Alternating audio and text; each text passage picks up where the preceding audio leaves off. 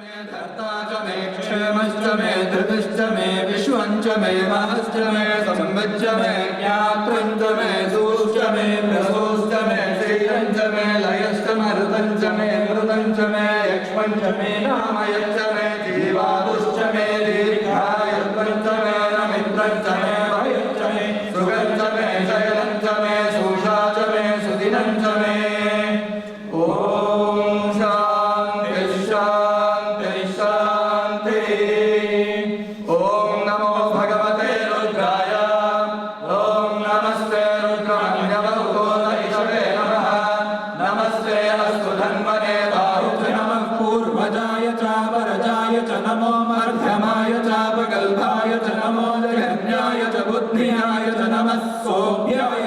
सर्याय च नमो याम्याय च क्षेम्याय च नमो उर्वर्याय च कल्याय च नमस्तोक्याय च वसान्याय च नमो वन्याय च कक्ष्याय च नमः. Dear brothers and sisters, honorable guests, officers, young adults, children, loving Sai Rams to all of you. It's my pleasure to extend a warm welcome to all of you who have joined us today for Baba's 98th birthday celebration. Take this a little bit. What a very special day for us. Baba's birthday is the best of all. You know, we go to so many celebrations, anniversaries, birthdays, and everything. But Baba's birthday is so special. Why is it special? Because Baba is our true friend. He doesn't expect anything. All he wants to give is love to all of us. That's why he's very special. And his life is a message. As Hemant Pant writes in Shirdi Sai Satcharita, he says that so many people are beings out there. There are more than 80 lakhs of species. To be born as a human being is a great fortune. And even within that, to be born in a family which is believing in God, having love for God, is even few. And then within that, having to know about Swami, to hear about Sai Baba, is again a fortune. And within that even have the opportunity to hear Swami, to be present, and be the time when Swami walked on earth is really a blessing. So we're all very fortunate to have Swami, to have known Swami, to have watched Swami and learned from Swami. Swami's life has been a message. We should reflect on that as we gather here for birthday today. Let us try to reflect on the life of Swami. You know, all his life, all the years that he lived, and he was doing everything as a service. Right from all the writings that he had, the Vahinis, the Sanatana Sarthi, the Sathya Sai speaking more than 1,000 discourses, the hospitals, the Seva projects, the Narayana Seva, the hospitals, the universities, the schools, guiding the students, guiding all the people, spiritual seekers, so many things, 24/7 he has been serving and taking care of us. All that he wanted was for us to be made happy and be good people. You see, any discourse, all that he says is that transform and become good. He doesn't give much value to the greatness. He just says be good individual. I think that's the biggest gift on Baba's birthday that we can give. Let us all try from all these programs, these events, let's try to see how we can practice Swami's teachings and how we can transform our hearts. I know we're all in that journey, but let us all try to speeden that up because he came for that purpose, and let's all try to do, and that's the biggest gift that we can give for Swami on his birthday. I wanted to a few housekeeping things before I go to the introduction of the first speaker. If you have cell phones, please put them on silence mode. And if you have children, please take care of the children. Let them not wander around and fall down. We don't have a special SSSE setting here, so please do take care of the children while they are in the program. There'll be some pictures and video that'll be taken. If you have any objections, if you don't want to, please do let us know, one of the coordinators know. And if you want to help out in volunteering to the cleanup and also for distribution of prasad, please do let us know. And then finally, we do have some index cards that we will pass around. Make sure that if you have any questions for the guest speakers, to write those questions, and if time permits, we'll give it to the speaker and he may be able to answer those questions, any spiritual questions or in general, General, you have any questions, you can write it down for us. All right, and then now I want to talk a little bit about, Swami, as we all know, is about his infinite love. He gave us the opportunity to learn Vedam to redeem our lives. Sri Sathya Sai Global Council has taken this seriously, and they wanted everybody in the region, all the families, to be able to learn Vedam. We know that many of the centers do have a good Vedam program. You're learning, it's very good. But for people who have not had the opportunity, or if they're looking for a way to get learned, then we do have a program to learn Vedam. Recently, if you recall, we had a very good spiritual retreat in Southern California. We had invited Sri Vedanarayan from India to come over, and Sri Venkata Ramana, who's a Swami student who is here with us today, he coordinated the entire program, and there was a lot of feedback from people. People were very much energized with the spiritual chants for the 2-day programs, and Sri Vedanarayan also himself conveyed to me that he was very happy with the way the Vedam was conducted in the region. And this all is leading up to the opportunity for all the families, the Sai families, to learn Vedam. As part of Swami's 100th birthday that is coming in 2 years, we would like to reach out to all the families, Sai families, and give the opportunity to learn Vedam, so that during the 100th birthday celebration, we can have a good bhajan group as well as a Vedam group, just like Swami used to have in Prashanthi Nilayam. We are very lucky here that as I talk about the Vedam, it's also very important to learn correctly the chanting and the pronunciation of the words to have the full potential. And that's why it's good to learn from somebody who has learned it himself in presence of Swami, and then to learn it from them and then practice it so that we do it correctly. And what better opportunity can we have when we have Brother Venkata Ramana, who has come forward to teach us Vedam. With Swami's case, we were able to start a small group already in the Bay Area with about 8, 9 to 10 people, and we'll have to extend that to everybody. It is my fortune to introduce our first speaker for today, Sri Venkata Ramana, who has come from Southern California to be with us. Sri Venkata Ramana has a doctorate in organic chemistry. A scientist, published more than 75 papers in high-impact journals in the field of organic chemistry, peptide synthesis, nanotechnology, targeted drug delivery, and cancer research. He has learned Vedam at Swami School and has been teaching Vedam from 1985 to 1992 in the Sri Sathya Sai hostel, and since 2004 been teaching Vedam to several Sai devotees in the California region. Sri Venkata Ramana will share a few Vedic chants, which he already did, that you might have heard, and also some of his experiences in the next 20 to 25 minutes. Whatever he has learned from his student days in Prashanthi Nilayam, and also his experiences learning Vedam in the presence of Swami and the great teachers in Prashanthi Nilayam. So please join me in welcoming Sri Venkata Ramana for his birthday. Yes, sir.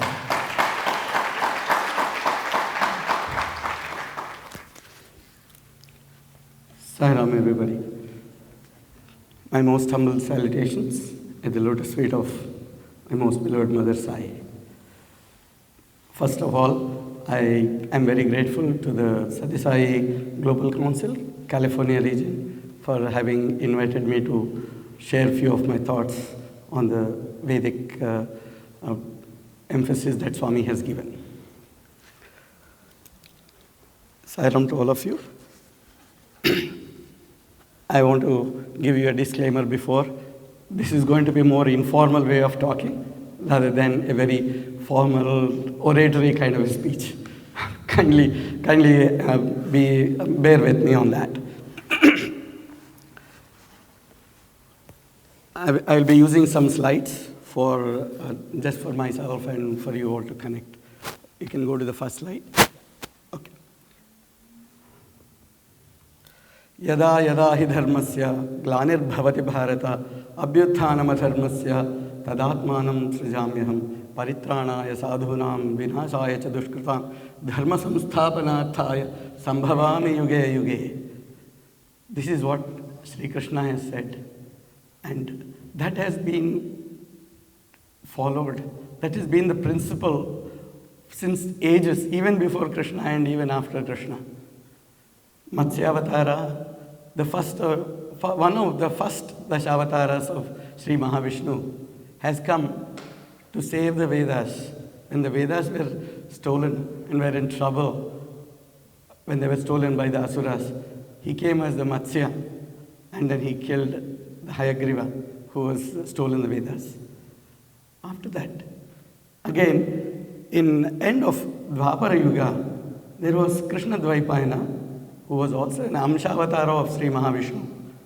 There was a nice little discussion between Krishna and Krishna Dvaipayana about the Kali Yuga, which is coming up. The Kali Yuga human was already predicted to have short lifespan, very short attention span, no focus, no health, and all these kind of things as compared to Dwapara Yuga. For that reason, Krishna has said, Krishna Dvaipayana, why don't you just compile them, all of them, and put them in the form of a book?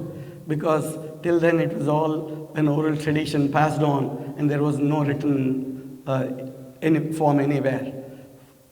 So Krishna Dvaipayana, he has taken up the compilation, and he became Veda Vyasa.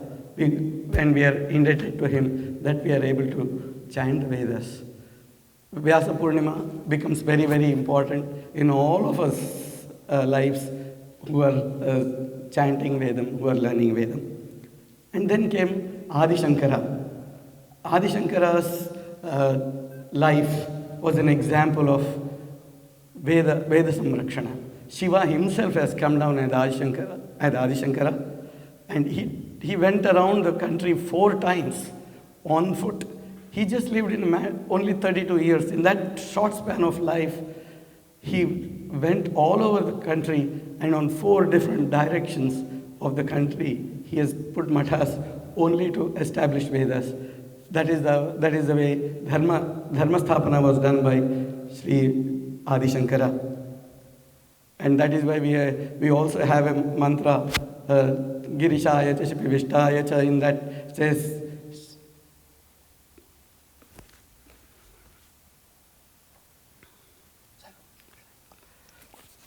so there also in that 5th Anuvakam we have Rudra in the form of one who has got a tonsured head. So like this, he has been taking care of the world through protection of dharmas and Vedas. And then days passed on, and we are in this age where we have proved all the predictions from the Dwapara Yuga correct by losing all the focus. Today, if we know some information, we think we are very wise. If we have some knowledge, we are very egoistic. And we think all our ancestors didn't have any, they're not so good. We are so good, modern science, we have achieved everything. When we are saying that, you are belittling our ancestors who were actually much more advanced. And in that age, Swami has come to say that I am here for you. And the way he says is the wise people have prayed to me, the ancestors, the holy people have prayed for me, and I have come here. My task is Veda Samrakshana, Vidvat Poshana, and Dharma Samsthapana. So that's what he says. Removing the slides. 3rd one.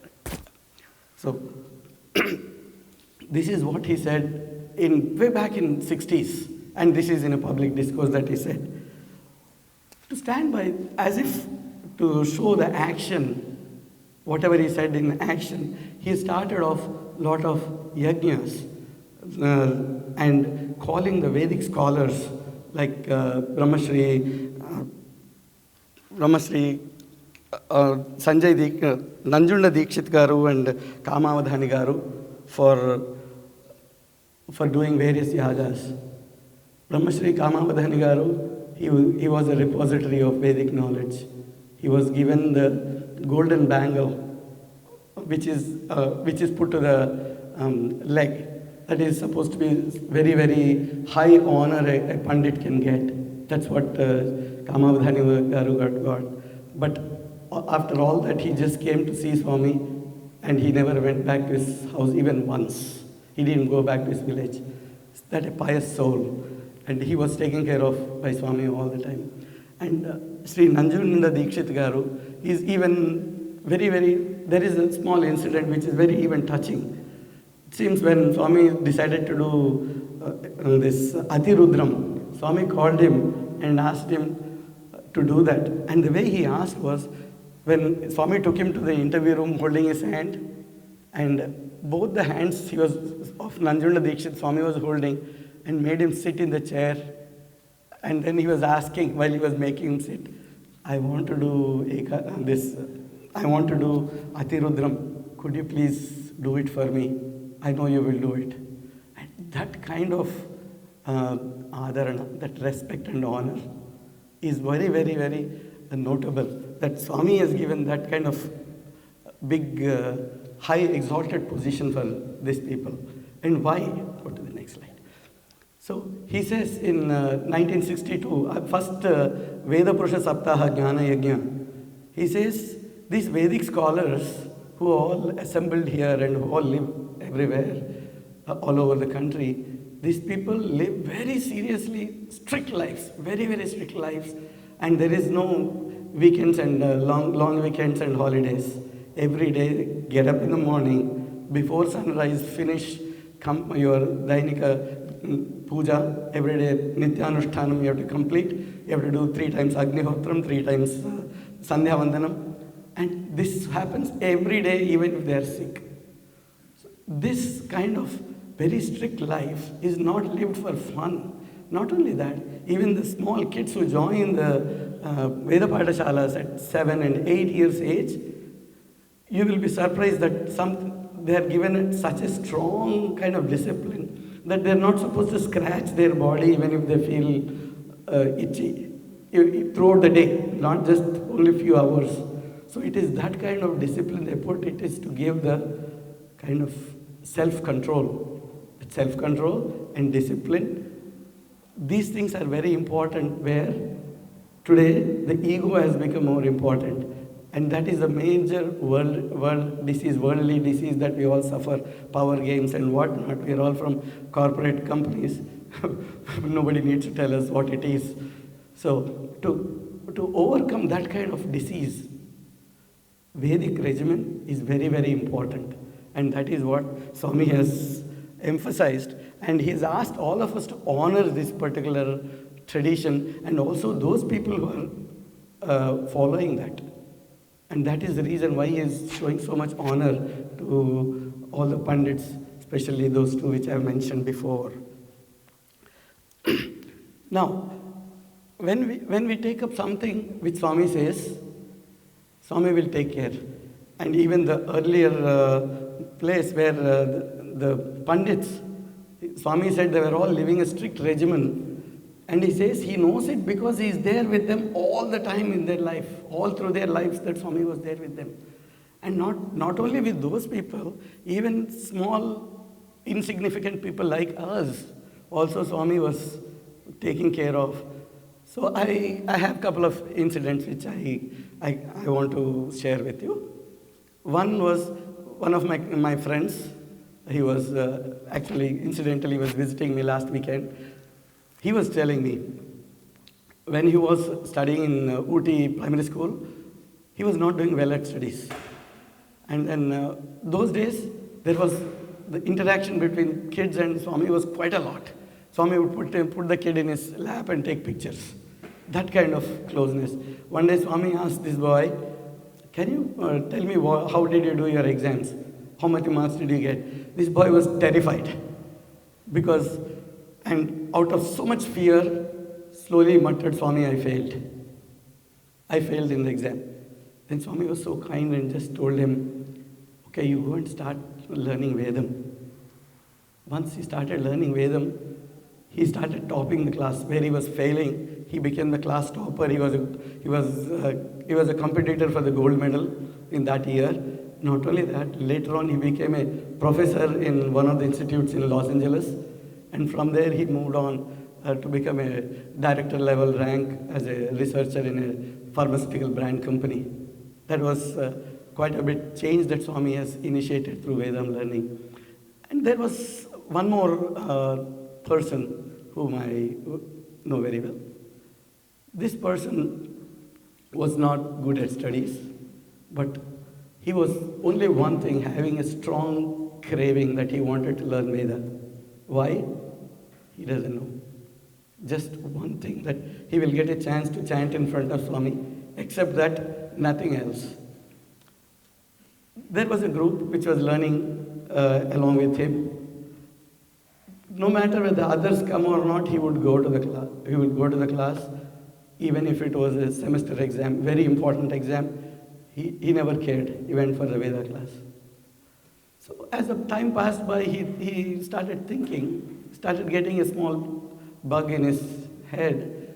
Why am I doing this? I'm not good at studies. I'm not doing my duty properly. And why am I doing this? Why should I keep going every single day without failing? Should I really continue to do? Is this what Swami wants me to do or not?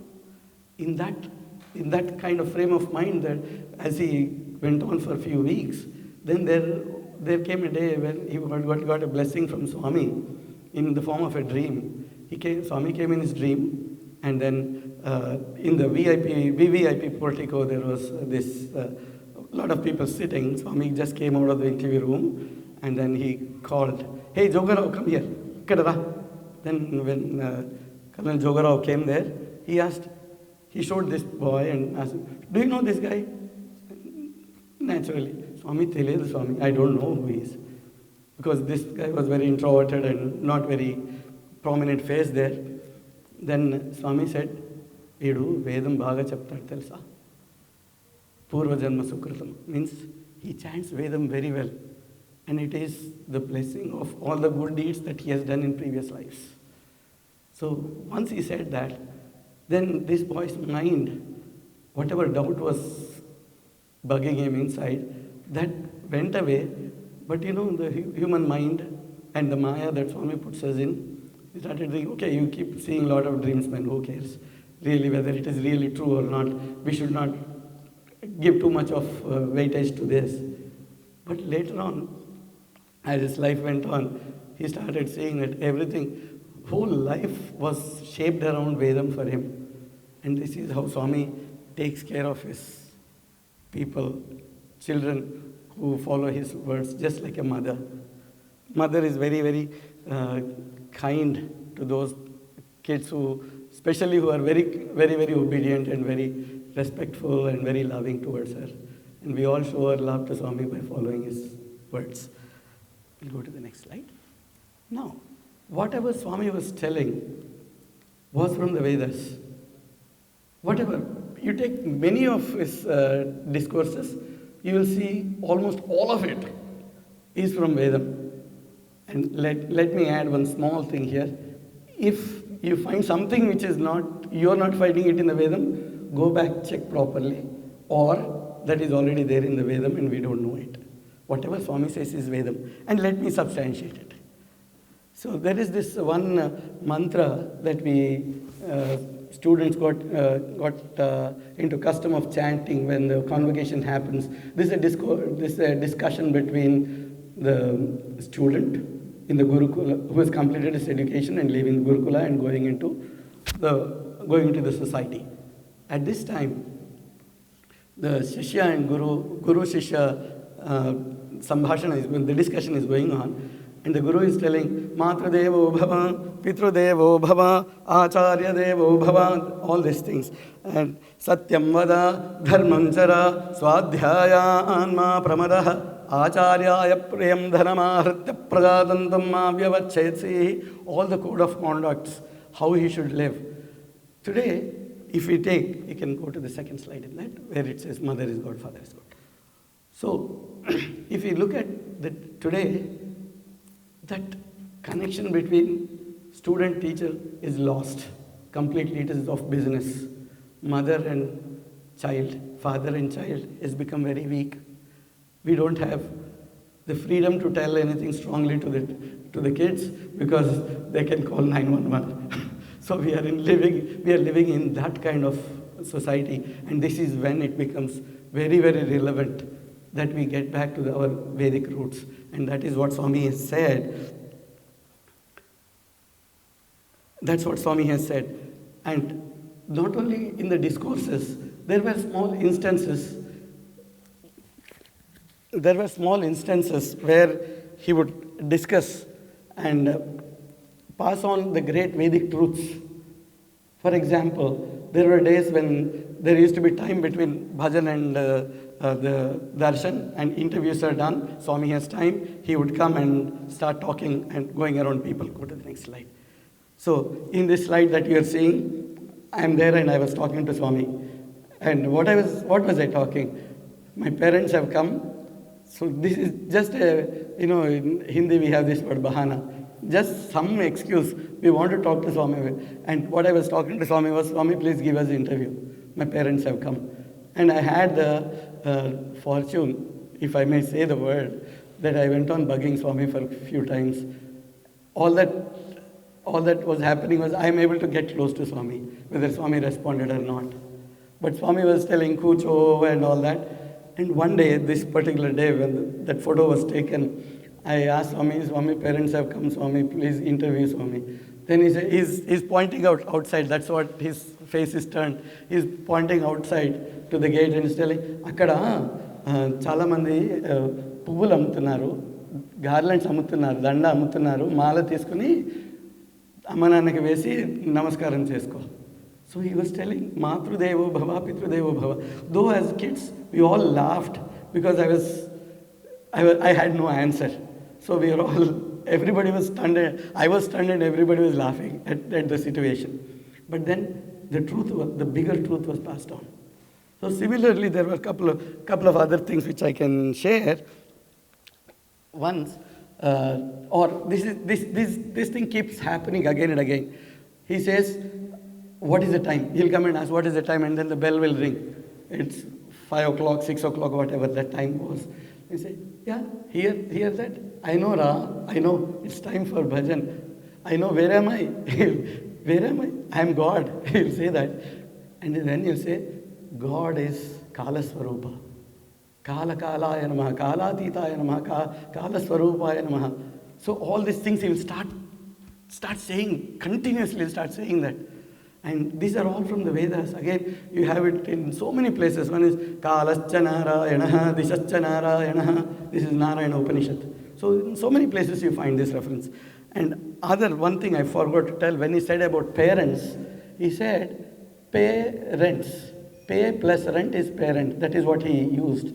That is, this body is given by these parents. And this body is meant for going through your karma and going towards God, towards your journey, towards liberation. In this journey, what they've given you is a very important instrument, and you have to be eternally grateful to that. So pay rent, always take care of your parents. This is the message that Swami had given. Okay, now moving forward. So there was, in the year 1985, there was a 86 I guess, 86 January and 87 January, there were science exhibitions. When the science exhibitions were happening, one of my classmates, he made a burglar alarm. And what was happening there was Swami would come to that spot and he was asked to put his hand there and the alarm would go suddenly, loud siren. Swami came. He was so happy that Swami came near him and then he said, Emidi, Swami, burglar alarm, Swami, put your hand here. Then Swami puts his hand, nothing happened. Then he started feeling puzzled. And then he adjusted something and said, Swami, he put his hand, it started going off. Then he said, Swami, now it is working. Swami puts his hand, again it doesn't work. And then Swami also became very childlike, and he started saying, hey, Chakravarti, chudu, you put your hand, if it works. He put Chakravarti Garu, put his hand, it works. Swami puts his hand, it doesn't work. Then Swami said, when this boy was sweating, what was going on? I worked so hard, and then it's not working. That's what his thought was. And then all that Swami said was, hey, I'm inside, I'm the owner of the house, how will it work? I'm inside your heart. So when he said that, he's passing on a very big message from Vedas, that is the Hridaya Akasha. That is what he was talking about. Parame Vyoman Pratishtita, it will come in so many Upanishads and all that. So, going further, Swami in 2007, I'll take 5 minutes and complete. Swami in 2007 said everybody should learn Vedam. So based on that, go forward, keep going forward. Based on that, we have had a bunch of people who are interested in learning Vedam. So in San Diego, we have a Vedam group and we have been doing Ekadasha Rudram. They've learned Vedam, and actually this group, some of them are here, Srivatsa and Sharma Yagari, both of them are part of the group. They have helped a lot in building up that group. They moved here, they're in this area. So we have this Ekadasha Rudram happening every month. It is rotated in different houses. And then this year we are completing 121 months of consecutive Ekadasha Rudrams. And in our Vedam group, there were a couple of things. It's not just at in Swami's hostel we had these experiences. No, even here in US, when we are following his words, there were a couple of very interesting incidents. We wanted to do 24 hours Rudram chanting. It's not like bhajan chant. Bhajan is you sing one line and wait for the others to either follow or lead. Rudram chanting 24 hours is every second you are chanting, you are not getting any rest at all. Absolutely no rest. So for this we practiced so many times before we took up the whole project, 24 hours. So one of the segments that we had to try was continuously overnight chant and see whether we can do it. So we were chanting, and at 3 a.m. in the morning, in that house there were a small kid who was just learned to walk, and my friend's wife, both of them were sleeping. And at 3 a.m. in the morning, we started having, as if people are opening the doors, closing the doors. It was a puja room doors. And then the person got so afraid that the kid is going to fall down. He went there, everybody is sleeping well. So this was an indication, encouragement for us to tell that Swami is the one. Because Swami wakes up at 3 a.m. in the morning. And there is one more before I conclude. I don't want to take too much time. We have the next speaker. We are waiting for Sri Gopi ji to talk. It will be very nice to hear him. Okay, we have one person in our group. His name, let me just call him Ravi for now. So his parents live in India and his sister is taking care of him. During COVID, his sister got COVID and sister and family were quarantined. And then when they were in quarantine, parents got COVID.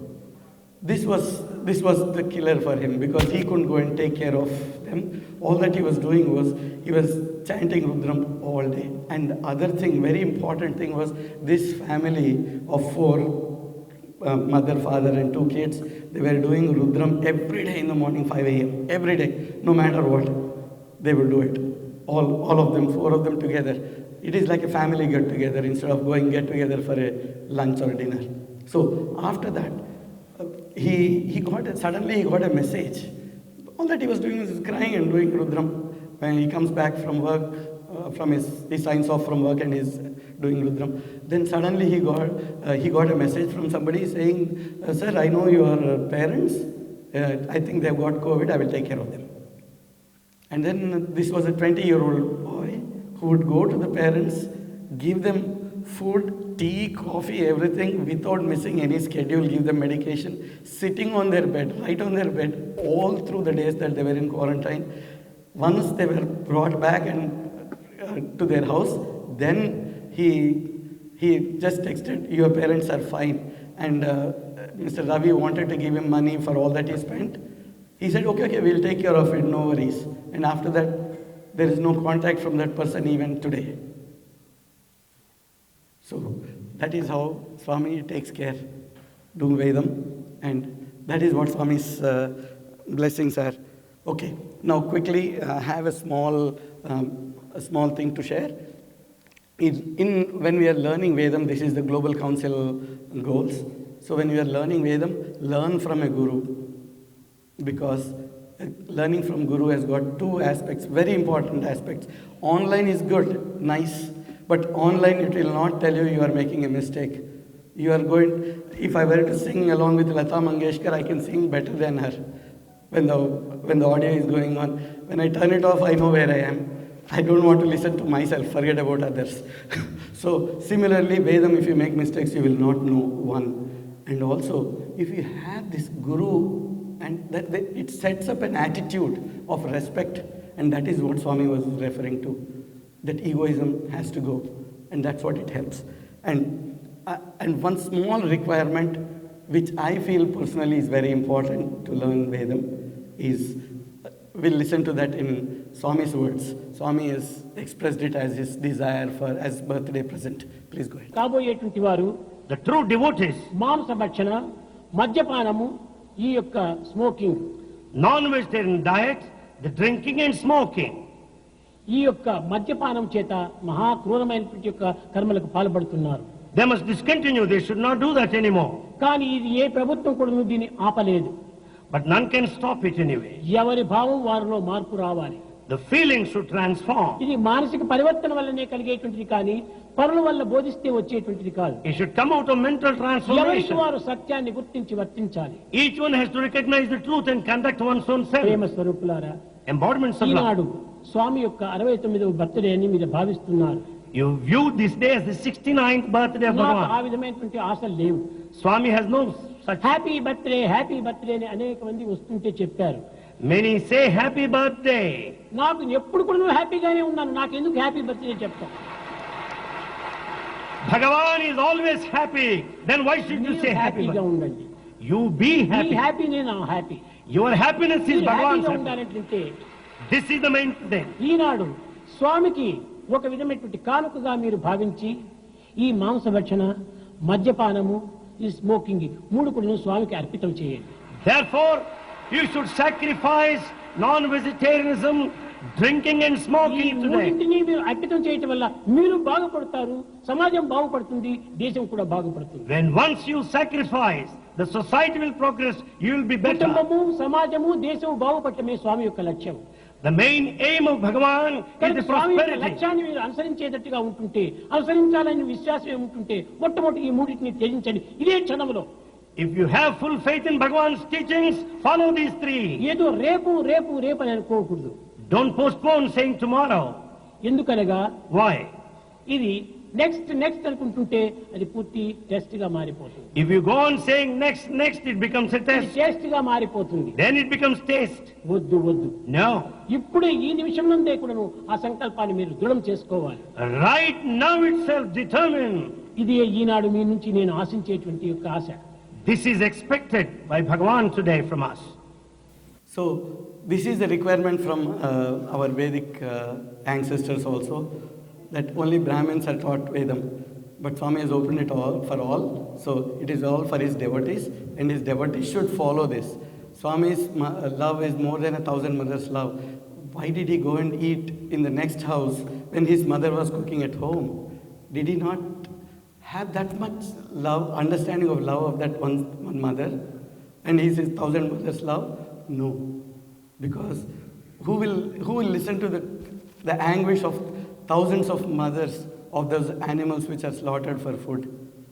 So to understand that, we can only see this particular act that Swami has done. Let's not argue too much about whether non-vegetarian is very important for our body strength. Elephant is also vegetarian. Kindly remember that. And I would end with a small prayer that may Swami bless us all with his presence. And अन्यथा शरणं नास्ति त्वमेव शरणं मम तस्मात् कारुण्यभावेन रक्ष साईश्वर. हरिः ओम तत्सत्. Shri साईश्वरार्पणमस्तु. Sairam.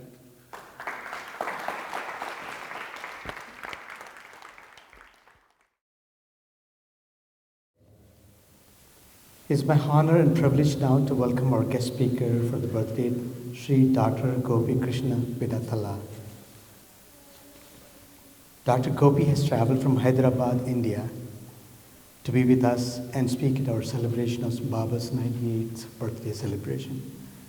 It's a great fortune. Dr. Sri Gopi is accompanied by his wife, Srimati Ganga Pidatala, and she is the State Coordinator, Education Wing, State of Telangana, and also the teacher of the National Council of Mahila Sathya Sai Seva Organization in India. And they have two sons who have come here for the birthday celebration, Sai Santosha, Sai Hriday. And they have also brought along with them a friend of theirs, Mrs. Nirja. She's a state faculty in the Sai Spiritual Education, and today is also her 30th marriage anniversary, and we're very happy to have all of you here. Thank you. Dr. Gopi is a very well-known Sevak in the Sai organization. Dr. Gopi has served as the first National Youth Program Coordinator, Sathya Sai Seva Organization India, during the first Sri Sathya Sai World Youth Conference. He's been a trustee of the Sri Sathya Sai Gram Seva Trust.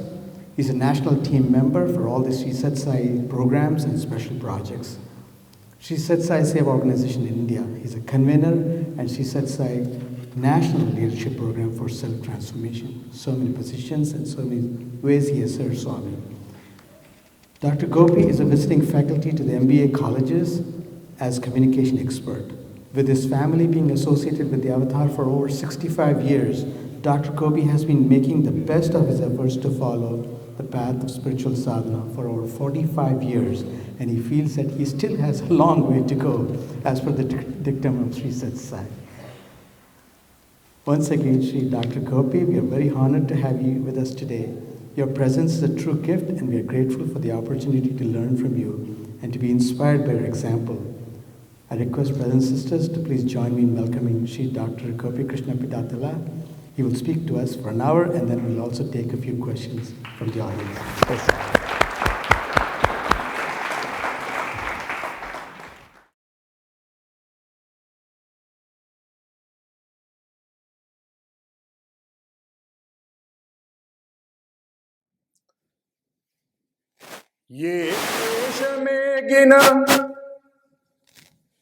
ये देश में गिन मी नाम में सुमी सत्य साई अंचु नित्य पटना ये ऊरु जूचिना मी नाम में सुमी सत्य साई अंचु सत्य जपमु ये नोट विन्ननु मी नाम में सुमी सत्य साई अंचु सत्य जपमु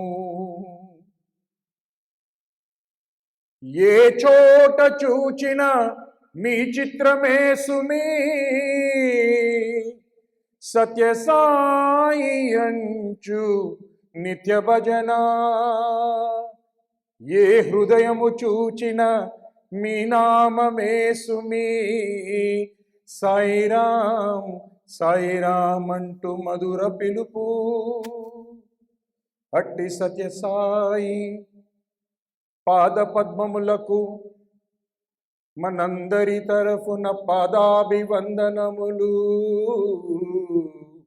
అందుకోవయ్యా నా సాయి మా Sai.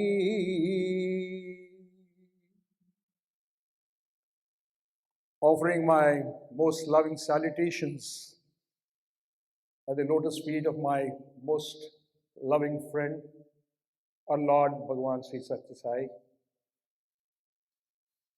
elders, members of the Sri Sathya Sai Global Council, California region, my good old friend Jean Massey here, Dr. Joe is here, all the elders and members, youngsters who have joined this meeting, Sai Ram to all of you. From the land of India, the land of love, Prashanthi Nilayam, me and my family bring Swami's divine blessings to all of you.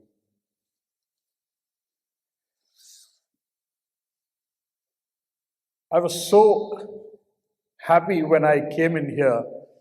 This morning, when we switched on the television to see the proceedings in Prashantanilayam, for the first time in my life, I saw a green curtain of pista green. And here I am seeing a similar color of green backdrop, which indicates that wherever you go, I am there and I am seeing what is happening there.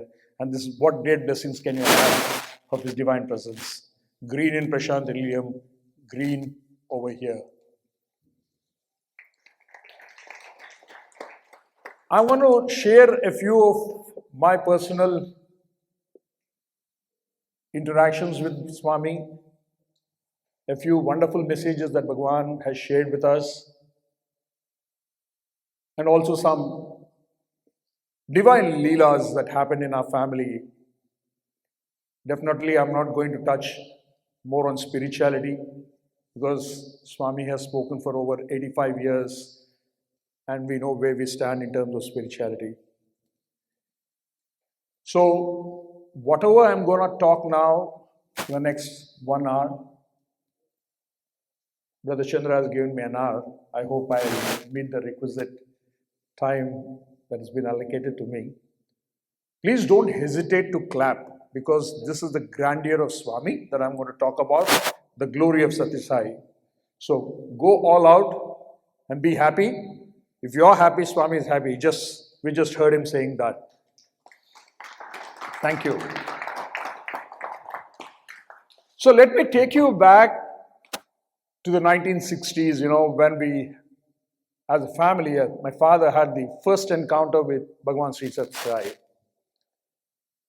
My father was a civil servant of the Indian Administrative Services, an IAS officer in the state of Andhra Pradesh, which is the Avatar Pradesh. He was born in Anantapur. He studied in Anantapur. He worked in Anantapur, but did not know Bhagavan Sri Sathya Sai Baba. So how unfortunate sometimes people are that you don't get to know him or he doesn't get you to know him, being very close to him. So my father was the collector of Chittoor. Chittoor is a place, I hope many of you might be knowing Chittoor. That's where the Lord Venkateshwara resides in Tirupati, the district. When I walked in, I saw the Lord there, Lord Venkateshwara. So I thought, let me start with Lord Venkateshwara. So it so happened that when my father was a collector and district magistrate of Chittoor, there were some riots, communal riots that happened in Chittoor. And my father, as a district magistrate, had to order firing. And 5 people were killed in that firing. And there was a lot of tension, as the collector.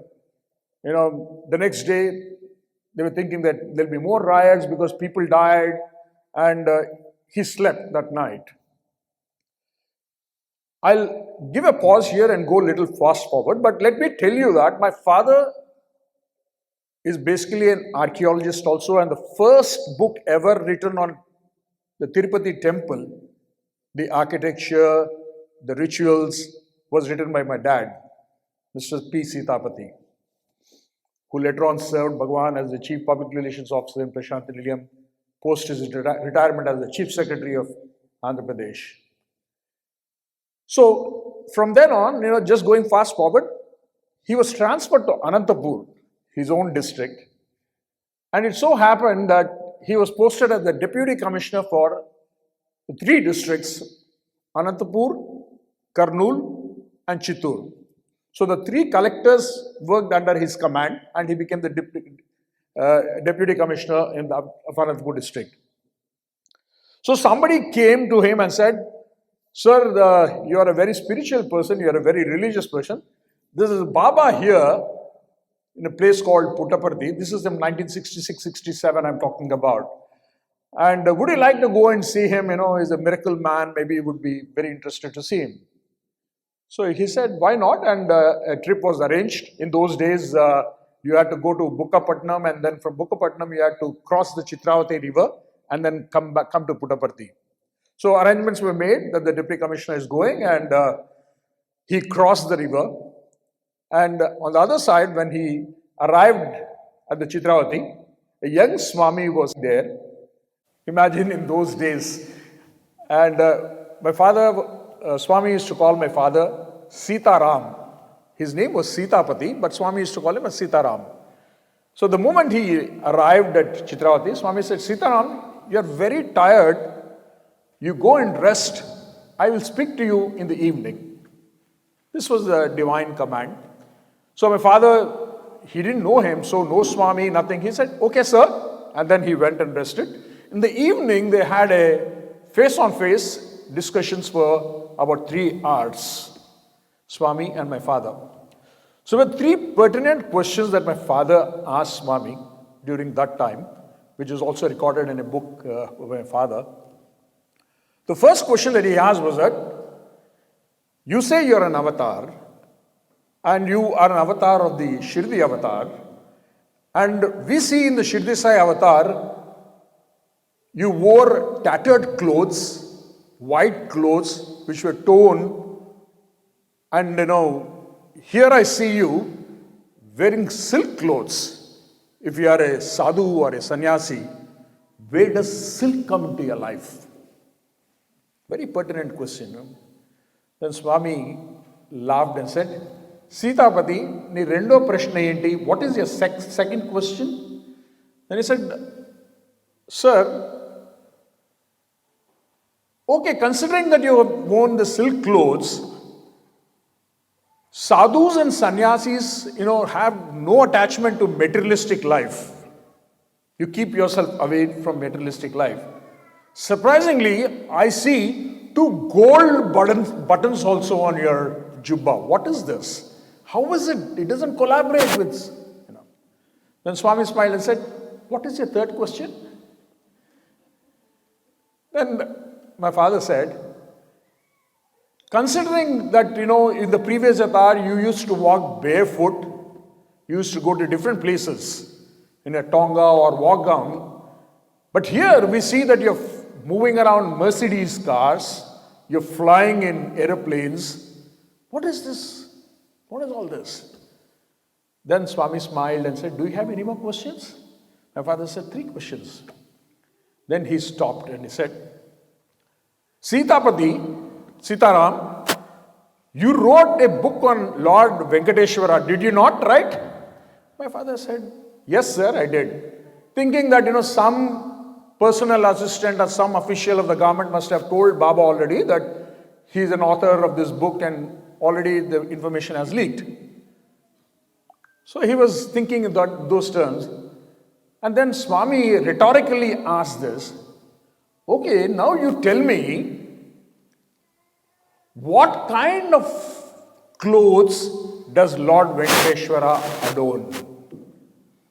And my father, talking about the Agama Shastra, he said, there's a particular handloom woven silk cloth that is adorning the Lord Venkateshwara. It's a very particular silk clothes that adorns Lord Venkateshwara.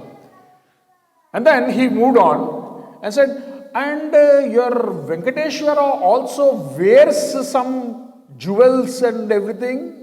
Then my father said, yes, sir, he has got a beautiful Vajra Vaidurya, a crown made of jewels and diamonds and rubies, which is decking the entire body of Lord Venkateshwara. And your Venkateshwara also, the Utsavam Vigram, when they are taken out, in what style do they go? Then he said, there's a huge chariot where 1,000 people have to pull it, which was gifted by Lord Sri Krishna Devaraya, and they have to pull that particular chariot, only then it goes, the Lord goes in that. Then Swami smiles at my father and says, if an idol on top of that 7 hills has so much of grandeur, I am the Sarvaditasya Swarupa, I am the Sakshata Parabrahma Swarupa, I have come down on Mother Earth. What is the Vaibhavan, what kind of grandeur and glory should I have? Think it over, he said. And saying this, he went on one step forward And let me tell you and remind you something. On that particular day when you ordered firing as district collector of Chittor, what happened in your bedroom at 1 a.m. in the night? So, except my father and my mother, nobody else knew what happened. Then my father was about to tell. He said, wait, let me tell you. You were scared that day that something is going to happen the next day in Chittur because you ordered firing. Did not Lord Venkateshwara appear in your bedroom in blood and flesh? Did he not tell you to go and arrest 7 different people, giving you the names? Did he not tell you to go to take the superintendent of police along with you, Roddam Prabhakar Rao, and arrest those people? He said, who do you think came that day? It was I who came to bless you and protect you, and that is what I am, he said. So brothers and sisters, when we see the Lord Venkateshwara here, and when we see this Lord here, I don't think there is any difference between it. There is another instance, my sister who is a doctor basically, she's been running a medical clinic for almost about 5 decades in Hyderabad. And once we all went to Tirupati to have darshan of Lord Venkateshwara. From Tirupati we came down to Puttaparthi. And every Sunday this clinic runs. And my sister is sitting in the front row. Swami comes walking, passes by and says, suddenly sees her and says, what are you doing here? And then she said, Swami, I came for darshan. Swami said, I gave you darshan at Tirupati yesterday. Why did you come here? Go, you have a clinic tomorrow morning. Imagine. This is the Lord that we are dealing with. So how blessed we are. Coming to more of divine experiences. So every year we have this habit of, or a ritual of bursting crackers after Swami's birthday on November 23rd. And my wife's family has been devotees of Swami for over 50 years, and they've been doing bhajans for 50 years continuously on every Thursday, and every first Sunday we feed about 500 people in Narayan Seva. We just celebrated 50 years of Narayan Seva and bhajans, and we are here today. So it so happened on one particular birthday, we were actually in the joyous mood of bursting crackers. And I had just gone out for some errand. I was coming back, bringing something, and I see a small young girl with a flower pot, a huge flower pot. In Andhra Pradesh, you have these flower pots which are of this size, made up of mud. They put a lot of thing. So this young girl was lighting this flower pots, and suddenly I see it, and I tell her, hey, Ranu, her name was Ranu. Ranu, this is not the way you should light a flower pot. If you bend and light a flower pot, it can just lose your eyesight. And I told her, I'll show you how to do it. And I took her hand, a small girl, second class, and I just lit it, and the flower pot burst. It just burst. My entire hand, flesh, it just came out. And I was immediately rushed to the hospital. My sister and my brother-in-law were working in the Apollo hospital. And it went on, they gave me treatment, and it took about 4 or 5 months. So after 4 or 5 months, I was inside the interview room with my father and my parents, my sister, everybody were there. And Swami was talking to us. Suddenly Swami turns toward my side and says, hey, how is your hand? And it's almost about 4 months. I was thinking, what happened 4 months? Swami is asking about my hand. What happened to my hand? Then suddenly my father was about to, your hand. Swami said, wait, what happened to your hand? Then Swami went on to narrate, that day, in order to serve that girl, I put your hand there. But let me tell you, who is your doctor? He asked. I said, my brother-in-law is my doctor. He says, what treatment has he given you?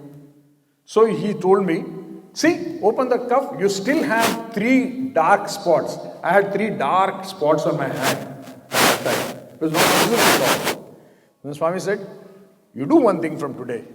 You stop all your medicines and take Vibhuti and B-complex, you'll be perfectly all right.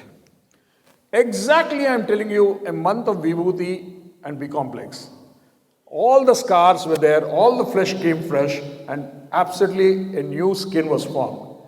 So the power of vibhuti, sometimes, we really don't know what is the power of vibhuti. I recall another incident, a good friend of mine who is a scientific officer in Azerbaijan. He's a very ardent devotee of Swami, and he narrated a beautiful story to me. I'm talking about the importance of vibhuti now. It so happened that he was coming back from his office, and suddenly his neighbor was crying at the top of her voice, standing on the porch, I believe. He rushed there and to find out what it was. And this lady who was actually bathing her child, a baby who was only about a few months old, suddenly, slipped and fell into the water, the tub. And by the time she was able to bring that baby around, the baby had died. And the baby had turned totally blue and he didn't know what to do. That lady didn't know what to do. And she was crying at the top of her voice at the porch of her home. And this guy, Riza had just arrived from office. So immediately he called his sister and asked her to bring her vibhuti. Imagine a baby who is a couple of months old, turned blue. Riza's sister brings vibhuti and they rub the vibhuti chanting the Gayatri mantra. They continuously chant for 3 minutes, and after 3 minutes, you know what happened? The baby opens her eyes and is hale and hearty. So the power of vibhuti is phenomenal. So phenomenal, Baba Vibhutim, that's what we talk about. That is the importance of vibhuti. I had an interaction with, this is another beautiful story that I recall. I had a dream.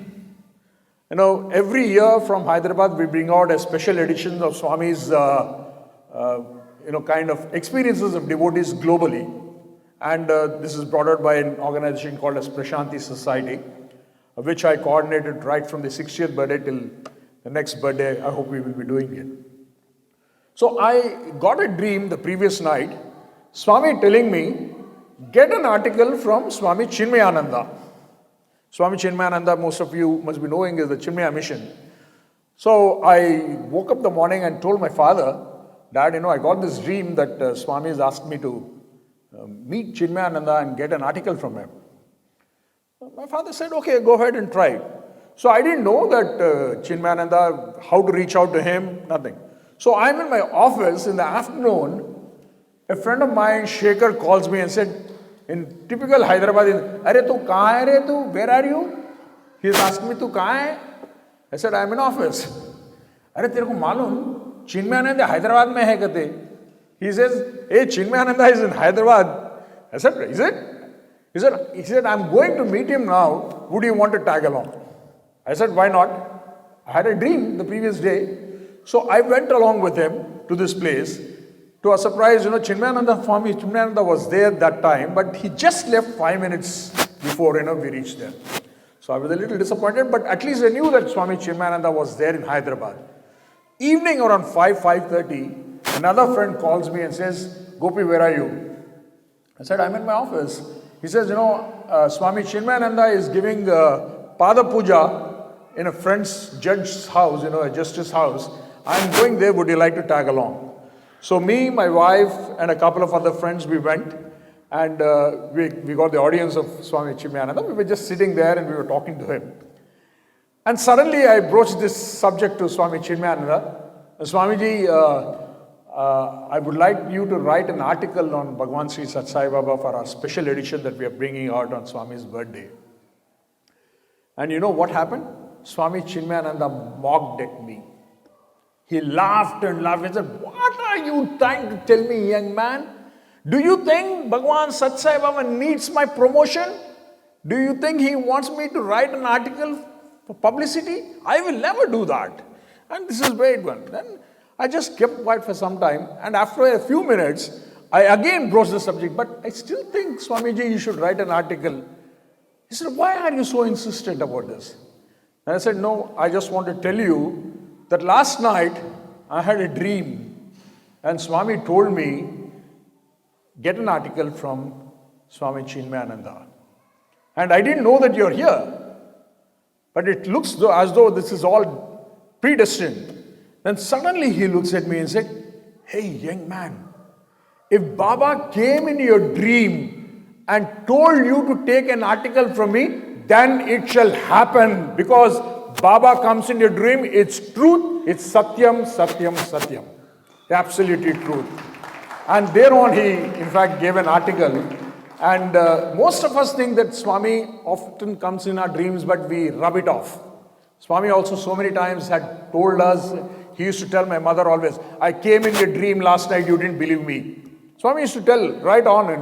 But when Swami comes in your dream, without his will, Swami will never come into your dreams.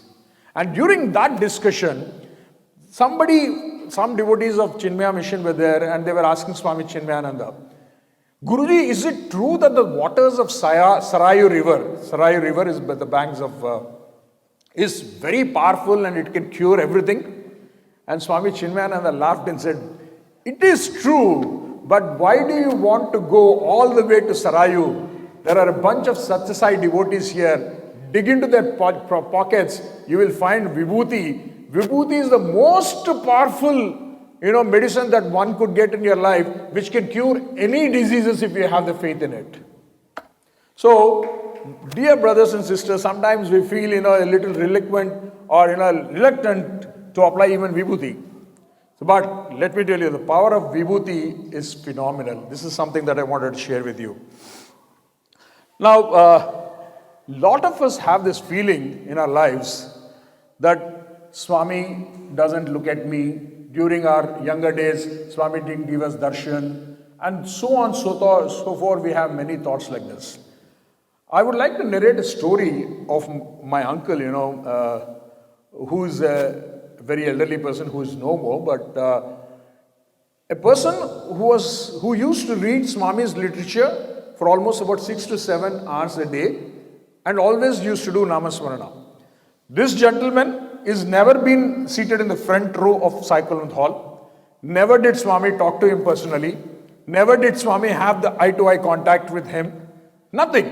Maybe he would sit at the last line somewhere, and then he's happy that he's seen Swami from a distance, and that's it. So it so happened one fine morning, he's my neighbor too.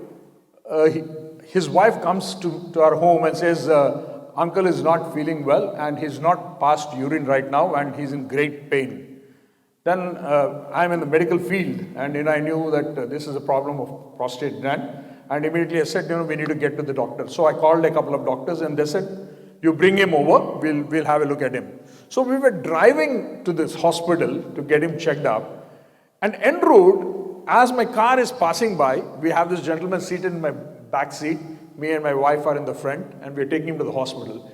There's a car that's coming on opposite direction, and there's somebody waving his hand at me. I'm just crossing by, I passed the car, and I was going forward. And after about 5 or 6 minutes, I suddenly realized, hey, this guy who waved to me is a doctor. And he's a urologist whom I know very well, and he's a Sai student.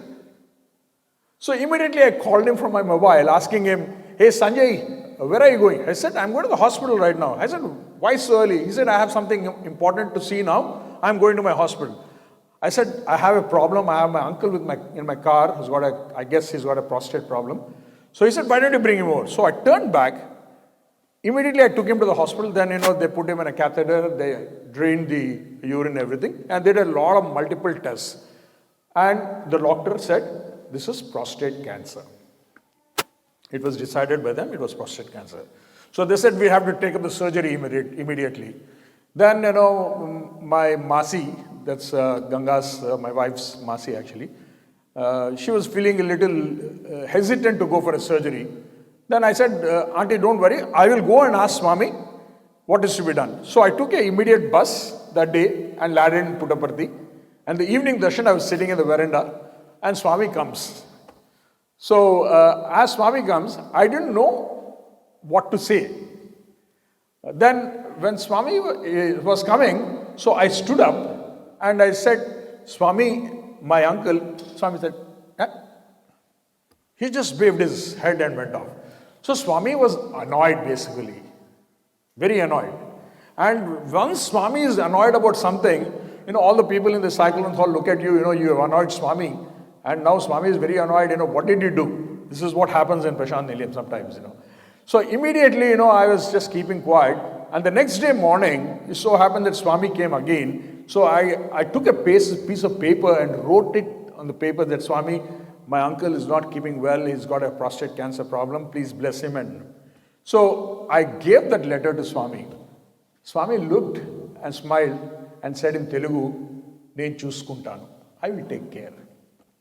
And that is how it is. We came back. So we wanted to go ahead for the operation. That's what is going to happen.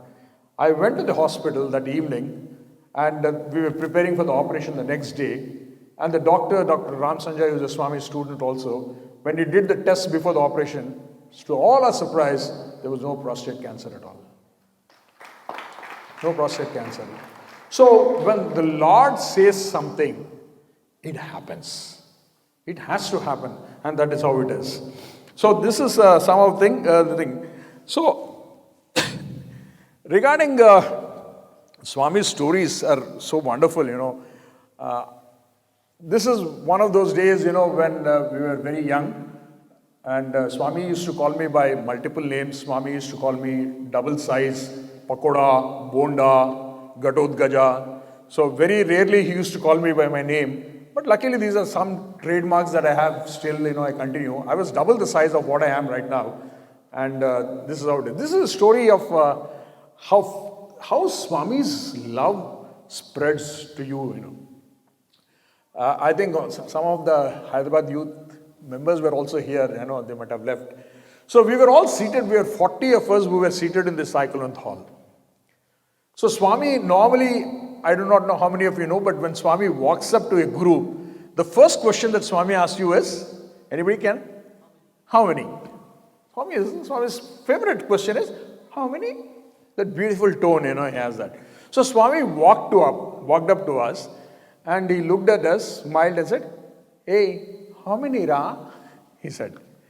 So we have one guy in our team who's supposed to be the statistician of the group, who has to count the number and tell the guys in the front that Swami asked this question, this is the answer that you need to give.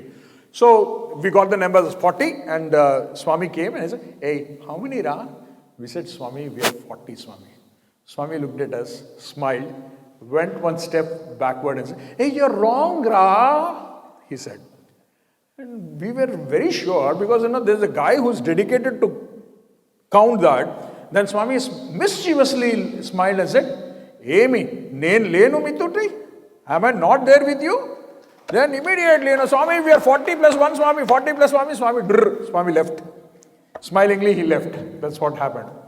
So now there's a message that 40, Swami is there with us. So we were seated again and a couple months later in the Cyclone Hall, and Swami, we were about 50 of us, I think, 50 or 55 of us, Swami walks up to us.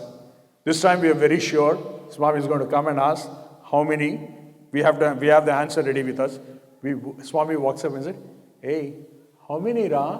And he says, "Swami, we have 50 of us, Swami. You are with us, so we are 51, Swami." Swami looks at us, smiles, says, "Hey, you're wrong, Ra." And he says it, he goes back, He said, "Am I not there with each one of you?" He says. "Oh my Swami, we are 100 Swami. Swami is gone. Already he's left." So we realized this time, okay, right? With each one of us, that Swami is there. So we 50 plus 50 is 100. So next time when Swami comes, we know the answer very, very well. So we were seated again. This time we were 63 of us. For sure that was the number. And we had the question paper leaked. We had everything. Paper leak ho gaya. Sab malum hai sabko. Abhi Swami aayenge. Swami is going to come up. He's going to walk up to us. Swami will ask this question. And this is the answer we have. 63 plus 63 is 126. Everybody was sure in the front row. We were all seated. Swami walks up with his dhoti like this. He comes very close. He said, "How many?" Then we said, "Swami, we are 63, Swami. With each one of us, you are there, Swami. We are 126. Swami looks at us. He smiles, that mischievous smile of his. He said, "You are wrong again, Ra," he says. I said, "Swami, what wrong?" Then he goes back and comes to the front and says, Hey, in Telugu, I'm using this Telugu. How many of you understand Telugu, please? Well, that's a very good number, right? So he says in Telugu, inni turlu vastunarra meeru na dagariki. You have been coming for such a long time to me. Don't you understand? We are all one, Ra. We are all one. He says we are all one. And that is the most important thing that we all need to learn at the divine lotus feet of Swami. Aikamatyame balamu, Swami says, Aikamatyame balamu andari kshemambu, enta karyamaina negavachu. Chinna chimalu jeri, sarpambunu batti, చంపుతుండుట లేద జగతి యందు చిన్న చీమలు చేరి సర్పంబును పట్టి చంపుతుండుట లేద జగతి యందు. Swami says, unity is strength. Don't you see the tiny ants holding a snake and killing it with a lot of unity. So unity is so important. Unity, purity, divinity. That is the first step of spiritual sadhana that Swami always talks about. And this is something that Swami has so beautifully taught us. So I would want to go a step forward and talk to you about an incident that happened to us. We were all in the Trai Vrindavan, and Swami was so blissful talking to all of us. And the interview had completed, and Swami ushered us outside, and we were coming out. So after we were walking out of the gate, suddenly Swami comes to the front porch and says, "Hey, come back, come back, come back, come back. You all come back." So we all ran inside the room once again. And Swami makes us sit again in front of him and said, "I wanted to tell you something. I didn't want to delay this, so that is the reason I called you back. This is something very important I want to tell you. So this is something that I want to share with everybody." Swami then narrated a beautiful story. He said, one day, Karna, you know Karna of the Mahabharata, Karna was actually doing some gardening in his palace, I believe. And Swami's story narration is sometimes so beautiful, he makes you believe as if he's there, right there, and he's explaining to you the point to point. He said Karna was actually using the hoe and he was gardening, and suddenly a Brahmin comes seeking alms. So Lord Karna at that time, he's known to be Danavira Sura Karna, the one who gives without even a thought. So it so happened that Karna immediately picked up a bag of coins, gold coins, and gifted it to this Brahmin. And he did that with his left hand. Swami says, Karna gifted this with his left hand. And this Brahmin got very annoyed. You are supposed to be a great soul. How is it that you are donating or gifting something to me, a Brahman, with your left hand? Don't you know that it is courtesy to give it with your right hand? And at that time, Karna, Swami said, "No, Brahmana, please don't take me wrong. I apologize for what I did. But let me tell you, this mind is a monkey mind. If I move this bag of gold coins from my left hand to the right hand, my mind might change. I didn't want even that millionth of a second to change in my mind. I don't want the mind to change. And that is the reason I gifted it with my left hand only." Saying that, Swami said beautifully, when you're doing seva, there are two important things that you need to think about. One is, when you're gifting something, the left hand should not know what the right hand is doing. It should be so incognito in doing rendering seva. The second thing that Swami said, the thought process that Karna had that day was, he wanted to do something good. Swami said, if you want to do something good, don't even wait for a millionth of a second. Do it then and there, right that moment. Don't even wait for a second. That's what Swami said. And if you want to do something bad, Swami says, postpone it as much as possible. This is the message I want to give you youngsters here. This is important. And he went on to say that day, I am telling you, you youngsters, You don't need to ask anybody. He said, no permission from president, no permission from anybody, no permission from Swami also. Just do it, because good things always come back to me. So this is something that we should carry in our families, in our lives, being devotees of Sathya Sai. Right. So when it comes to seva, so once when we were actually interacting with Swami, we asked Swami, what is the attitude with which we need to render seva? Everybody knows that seva karna hai, seva has to be done. This is the approach to seva. Then Swami said, I will tell you. Then he narrated a beautiful story. He said, one day, a sadhu was walking on the Bukkapatnam tank bund. Swami narrates this story so beautifully, The sadhu was walking down the tank bund of Bukkapatnam. Suddenly he sees a small lamb stuck in the marshy lands of the Bukkapatnam tank. And this lamb is trying to get out of the marshy land, and there are a couple of youngsters who are on the bund pelting stones at this lamb and enjoying the scenario. This poor lamb, Swami was telling us that this poor lamb was trying to get out from the marshy land, at the same time tried to avoid the pelting stone.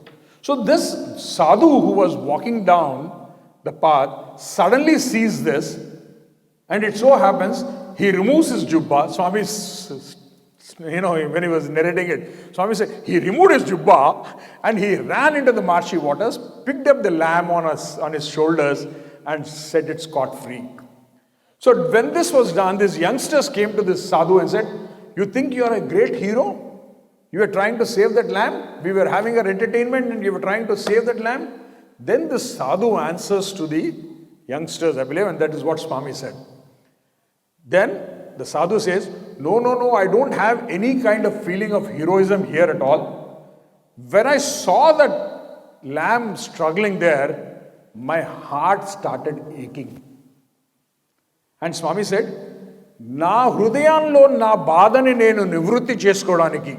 This is the exact verbatim Telugu words. Na hrudayanlo na badani nenu nivrutti chesukodaniki nenu velli aa gorra pillani బయటికి తీసుకొచ్చాను. In order to alleviate the pain that was actually aching in my heart, I went and picked up that lamb and set it scot-free. Swami said, this should be the basis of your seva. This is the attitude of seva that you should have in your lives. Don't go and do some seva just for the name of doing seva. Swami says, adhyanta stunt ra. Whenever you're rendering seva somewhere, you should actually touch your heart.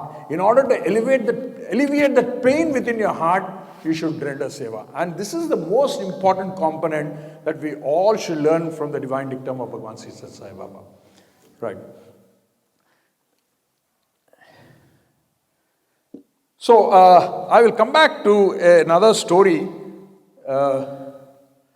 This happened way back in the early 2000 actually. We were all seated in the Sai Kulwant hall, and Swami walked up to us, and he was giving us Pad Namaskar. And there was one youngster called Sunil who lives in UK now. He just got up and asked Swami, please give us opportunities to render seva. Then Swami said, what are you doing right now? Swami, we are rendering seva. Swami, give us more opportunities to render seva. This is what Swami was asked. Swami said, I give you a blank check. You do seva. You go on doing seva. Nu seva chestu pora. Ee Sai, nee seva chestu potadu. He says, you go on doing seva. This Sathya Sai will continue to do your seva all through the while. So who can give you such a beautiful, kind of assurance in our lives? This incident is a beautiful incident that touched all our lives. I'm sure that it will touch your lives also. It was the 75th birthday celebrations, and we always work in the canteen area. It so happened that we were there for 45 days, and most of the youngsters didn't even go for darshan of Swami during those 45 days because we were working almost 18 to 19 hours a day, cooking food for everybody, and distributing food, everything.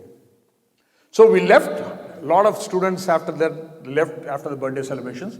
And Swami sent a message through Sri B.V. Raman Rao, who was the National Service Coordinator at that time for India, saying that, tell those boys of Hyderabad that I'm very upset with them. They came here, doing seva is very good, but not coming for darshan is bad. He said, as important is seva, so is important my darshan also. Equally important. So all of you, we should remember that, seva, one part of it, having a divine darshan of this Lord is also equally important. That's what his Swami said. So we were all upset actually, that we upset at Swami, and he was very feeling bad that we just didn't have darshan of his and we were doing only work. So all of us, the core team, about 40-45 of us, we decided that this time we will go to Puttaparthi. We will only stay put there. We'll have darshan of Swami and not do any service. So we have this habit of, we can't sit idle. Kuch bhi kaam rehna chahiye. We have to do something when you go to Puttaparthi. So we went to Puttaparthi. We had darshan. We ate. We said, go and sleep, relax. Again in the evening, we'll go for darshan. So the boys were getting very jittery. They said, kya hai na ye? What is this? We're sleeping. No, what is the darshan? No seva at all. We said, just shut up. Only sleep, darshan. This is what you have to do, this trip. So 2 days passed by like this, and the boys were getting very, very jittery. They were, in fact, given a chance, they would have thrown us out from Prashant Nilayam, our own team members. Because, there was no seva activities. We were all sleeping, eating, darshan. Third day, it so happened that a couple of us, we were walking down from the sheds at the Vidyavani shed, we were coming down. North 7, we were coming down. And suddenly we feel a stench, a kind of a foul smell coming in. And we just went out and saw, what is happening. We looked at the bathrooms there and they were a little dirty, Then we thought, yeah, man, this is something. So we went outside, we bought brushes, acid, phenyl, whatever is needed to clean bathrooms. We went to the rooms. He said, festival time is over, let's get to work now. Kaam shuru karte hain. We started cleaning every bathroom in Prashant Nilayam from morning 8 o'clock. Till 4 o'clock, we continued cleaning every public toilet, and it was like a competitive feeling. Is your bathroom going to shine better than mine, or mine is going to shine better than yours? That was the spirit with which the boys were cleaning the bathrooms in Prashant Nilayam. We were cleaning the last of the bathrooms in Prashant Nilayam. Then there's a red Maruti car, ADA 90, the first Maruti car manufactured in India, which was gifted to Swami. Mr. Chakravarti and Chiranjeev Rao uncle come in that car. They get down. And Chiranjeev Rao uncle, I don't know how many of you know, is very senior devotee of Bhagwan, was very close to Bhagwan. He was administrative of the ashram. He called me, he didn't know my name at the time. He said, hey, Junior Sitapati, you come here. He called me. And I went and he said, what are you doing? I said, uncle, we are cleaning bathrooms, uncle. He said, are you the leader of this group? I sensed that something is going wrong. I'm a little smart, I knew that something was going wrong. And immediately, there was another guy called Uday, who's 7 months elder to me. I knew this is the best time to push it to that guy. I said, uncle, I'm not the leader, that fellow is the leader. Then he said, hey, you come here. He called him. So that guy came running in and said, yes, uncle, what is it? Hey, are you the leader? Ye samajh gaya ki main uske upar dal diya. So, uncle, yes, uncle. Then he said, what are you doing here? Uncle, we are cleaning bathrooms. He said, who gave you the permission to clean bathrooms? And this guy is a typical Telangana, Hyderabad guy. He laughed. Kya, uncle, what are you talking about? He laughed merrily at Chiranjeev uncle. And Chiranjeev uncle is a very short-tempered gentleman. Short gentleman is very short-tempered. He said, what are you doing? And he said, uncle, what are you talking about? This is my home, uncle. Prashant Nilayam is my home. And do I need permission to clean my bathrooms in my home? I don't think I need permission to clean bathrooms in my home, he said. And this gentleman, Chiranjeev, got very angry and he left in a huff. I usko bola, ho gaya abhi. You said this to him. Swami is Rama avatar, Krishna avatar, all avatars put together. He will listen to him. And Swami will tomorrow, there is band. He will. Swami, in the morning, we were seated in the cycle with all. Swami, with the dhoti up, he's walking up to us. He says, the rowdy gang, rowdy gang, rowdy gang. I said, go inside. So we all went inside and we were seated in the interview room. And Swami looks at us. Em chestirra ninna miru? What did you guys do yesterday? I said, Swami, save chesnam, Swami. We did some service. Swami. Em chesnaru? And then one of the boys said, Swami, we cleaned bathrooms. Swami suddenly said, Evaru ichinarra permission? Who gave you the permission? Then we looked at this guy now. Now you talk. This guy, Chiranjeev uncle, has gone and told Swami. Swami is asking you the same question now. Who gave you the permission? Everybody was looking at Uday. Bolo Vasavi. Swami is asking you. Then he said, Swami, what Swami? What are you talking about? Swami said, no permission, Swami. Swami, you gave us an opportunity to clean the bathroom, Swami, he said. And Swami was very, very happy. Then he continued. At the end of the interview, Swami asked a beautiful question. He said, what is the greatest reward that God, he showed himself, what is the greatest reward that God will bestow on a good seva worker? This is the question that Swami posed in the interview. And it so happened that we came up with so many answers. And Swami said, no, Kadu. He went on. And then Swami said, shall I tell you what it is? And Swami said, the greatest reward that God bestows, and he showed himself that God bestows, that I bestow on anybody who is a good seva worker, is that I give him another opportunity of doing seva. Another opportunity of doing seva. Brothers and sisters, we get so many opportunities in our life. It need not be that you have to go to a shelterless home or somebody. Go to somebody next door, ask him if they need any help. Go to some place, it need not be that you want to do some seva in America only. You can go someplace and do seva somewhere. You can sign up anywhere in the world. It's all Swami's world. Totally. So every opportunity that we actually strike in our lives, we should definitely strike at it. We really don't know how blessed we are. Let me tell you a beautiful incident in my life. This was way back in the late 90s, I was a young guy. As I told you, I was a very fat guy also. So I was sitting in the bhajan hall, in the bhajan mandiram of the Cyclone Hall, the main hall. Swami was also there. During the bhajan, Swami left and Chiranjeev uncle comes and then says, hey, Swami is calling you. So I was a fat guy. By the time I could get up from the middle of the hall and walk up to Swami's door, Swami had gone inside. So the opportunity was lost. So Swami had gone inside and the bhajan was over. So I was waiting there. Chiranjeev uncle said, wait.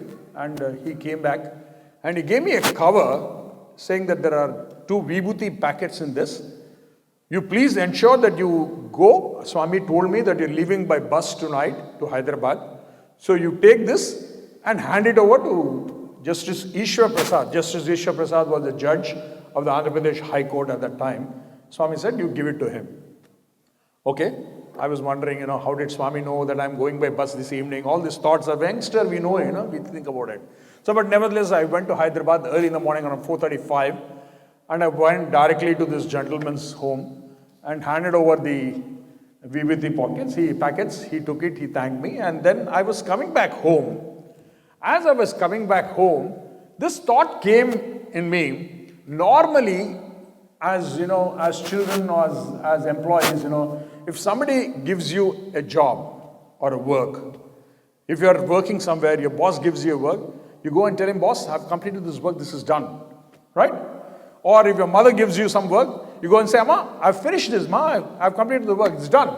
I put the, vessels in the dishwasher, it's done. You go and tell them.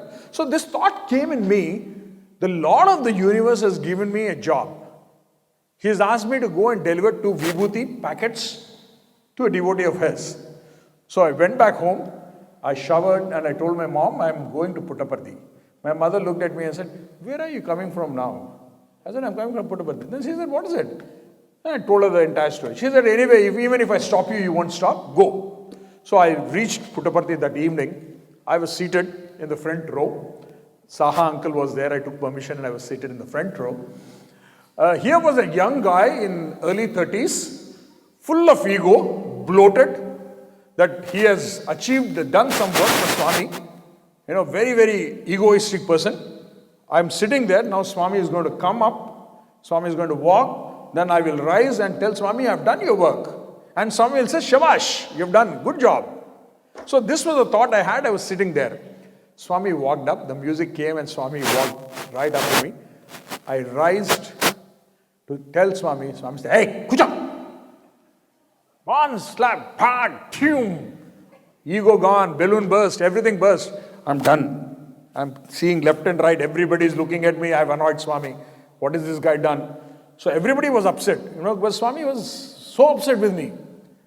And I was, with my head down, I was looking this side, that side, and didn't know what to do. After 5 minutes, a student runs up to me and says, Brother, Swami is calling you. So I knew something is going to happen. I ran inside. This time, once bitten, twice shy. I went into Swami's room. Swami was standing on the simhasan, the chair. Swami's hand was there on the chair and Swami was reading a letter. Swami was reading that letter. And then he read that letter, he put it on the windowsill and he looked at me. Ippudu chappara. Now you tell me. Amma, I thought, my God, yeah, blessed man. And I said, meekly, I said, Swami, you gave me a work, Swami. I completed it. I just came back to tell you that I finished it. Just 10 minutes ahead, Swami, I did this, was there, this now. Just in 10 minutes, the entire picture turned, Then I meekly said, Swami said, Chala santosham bangaru, chala santosham. And then he moved up a little. He stretched his, padas, the feet, divine holy feet, and said, Chesko. So he asked me to take Pad Namaskaram. See, there are two ways of taking Pad Namaskaram. One is when we dive and take. We touch the toe, we touch something, I said we get Pad Namaskaram. One is he gives it himself, which is a very rare thing, and he gave this opportunity. I bent down, kissed his feet, and I was getting up. And Swami is 5 feet 3 inches. So I am a little 5'9", 5'10". So my head was in parallel to Swami's. Then as I came to that level, I uttered something to Swami. I said, Swami, in Telugu, Swami, idina purva janma sukrutam Swami. Telugu people understand what I said? Swami, this is the fortune of my previous birth. How many of you agree? I said, Swami, this is the fortune of my previous birth. I said this, and you should have seen the reaction of Swami. Swami slapped me. Tack. He said, Pichi Vadivi. He said, mad fellow. Idini kunni vandaladi janvala sukrutum ra na mundunavu. This is the fortune of your hundreds and hundreds and hundreds and hundreds and hundreds of births that you are in front of me today. Each one of us, we are almost a population of 350 crores globally. Maybe Stockton has got about, let's say, 30 million or something. But there may be hardly about 5,000 or 2,000 or 1,000 devotees of Sathya Sai. Let me tell you, brothers and sisters, each one of you have been handpicked by Swami. Every one of us who are here, it is only that His divine blessings that over births and births and births and births, Swami has been tracking us, and it is only we have been given that divine opportunity to be with Him. It's His blessing that we are there with Him. This is something that we should cherish for our lives. And a lot of people, think, have these questions. How much time do I have, sir?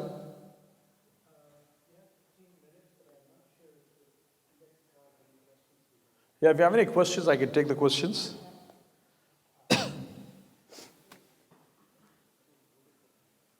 I hope the questions are not very tough.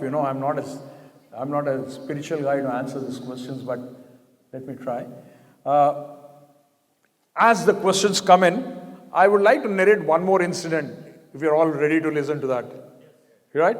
Okay, good. Thanks. So this is an incident that Professor Nanjundaya, who was the controller of examinations of the Sathya Sai University, shared with me. It's a beautiful incident, which all of us should cherish. So he was traveling from Puttaparthi to Vrindavan in Swami's car. Swami was seated right beside him and he was traveling. This was during the time 1980-81 when the elections were happening. And there was a great, wave of politics that was happening. And they were on the road when the car was going. They were shouting, I believe, the slogans were on political parties were shouting. Suddenly, Professor Nanjundaya strikes a conversation with Swami. And Swami, who do you think will win this election, Swami? He asked, I believe. Professor Nanjundaya is asking Swami. Swami said, I don't know. And what do you think? Swami, he said, Swami, I think Congress will win this time. They seem to be very strong, Swami, he was saying. Then Nanjundaya asked Swami, how does your cabinet work? Basically, your ministry, there must be also something that... Swami said, if something happens, Swami, it is your blessings, but something negative happens, I think it is not under your control. Somebody else must be control of this. Swami said, in my cabinet, things are totally different. For everything, there is somebody who takes care of it, but there are 3 different departments that I hold charge to. Swami is telling Professor Nanjundaya. Then he went on to tell him. Then he asked Swami, what are those 3 things? Swami says, anybody who has got aparamaina prema, selfless love in him, Swami said, I deal with him directly. There is no intermediary at all. There is no cabinet minister, nobody. Whether he is good, bad, whatever it is, if he has got aparamaina selfless love, my protection is always there with him and I deal with him directly. Second, Swami said, anybody who is always involved in nishkama karma, that's selfless seva. If somebody is involved in selfless seva, I take care of him.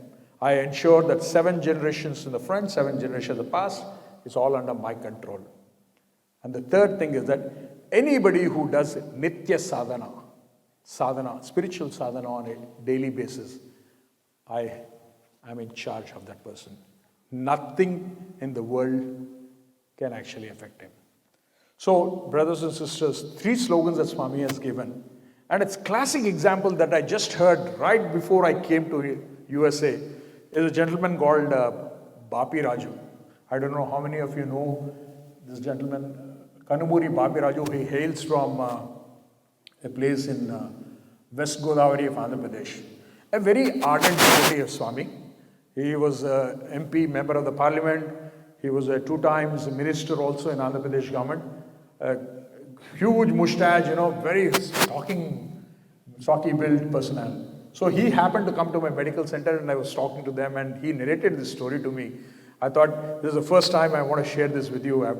I asked his permission also. In fact, in one of his interviews, he didn't want to contest for the elections. Swami said, you should contest this time. So that is the kind of love that Swami had for him. So one interesting thing about this family is that they hail from a place called West Godavari. Anybody that comes from that particular village of theirs to the Hyderabad city, it can be 100, 200, 300, 400, 500 people for any medical assistance. Bapi Raju and his family take care of their entire expenses. Everything is taken care. And the lady cooks food and she goes and serves them individually. Now, that's the kind of love they have. So when I'm talking of selfless love, I thought this. Once it so happened that he went penniless. He didn't have any money. He had about 2 crores he contested. He used that money for his propaganda and everything. He lost the elections. He was a pauper. And he was telling me that he didn't have even money to cover this entire month expenditure. And it was such a bad situation. Then his wife told him, I believe, we are in a very bad situation. This is a case of, the Krishna Sudama story. It's a similar story like Krishna Sudama, So he went to Bangalore, Trai Vrindavan, and for a day's darshan. The wife said, I want to have 1 darshan of Swami. And his husband agreed and they went to Bangalore. After they went to Bangalore, they had darshan of Swami. That was on a Thursday. They just had darshan and the husband said, we will immediately leave. So they came back and the wife, this was on Wednesday. So the wife pleaded, see, let us stay for 1 more day. Tomorrow is a Thursday and tomorrow is Swami's day. So let me have the morning darshan in Trai Vrindavan of Sai Ramesh Hall of Swami and then we can leave immediately. So the husband agreed. So everything was packed. The luggage was kept in the car. They went for darshan in the morning, Thursday, and the wife had darshan and came back and sat in the car, ready to start back home. So Bapiraju was sitting in the last row of Sai Ramesh Hall, and it so happened that Swami walked up to him and he said, "Why are you sitting here, Bapiraju? Ikkadi enduku kuchunavu nuvu? You should sit in the front kada. You should sit in the front. Why are you sitting here?" "Swami, I came late, so I'm sitting here." Then Swami said, "You do one thing. You stay back today. You can go tomorrow." He was pressurizing his wife to leave immediately, and Swami comes here and tells him, "You stay back. I will see you tomorrow." And then he said, "Okay, Swami's directions." He went back and told his wife, "We're going to stay back." She was very, very happy, but she wanted to stay another day. Next day morning, Swami calls him for an interview. And it so happens that Swami talks about his life and everything. Then Swami says, "I know you're in a very bad situation in your life. You don't have any money at all. I know your situation. I could have called you yesterday and I could have blessed you.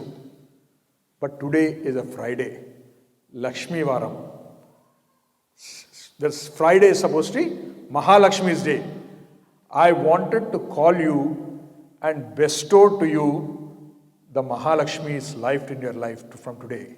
And he materialized a chain of Mother Mahalakshmi and gave it to the wife and put it around her neck. And Swami was just picking up from the air, I believe, Akshantalu, chanting mantra. Swami was putting on her head continuously. For 5 minutes, Swami is doing it continuously, I believe.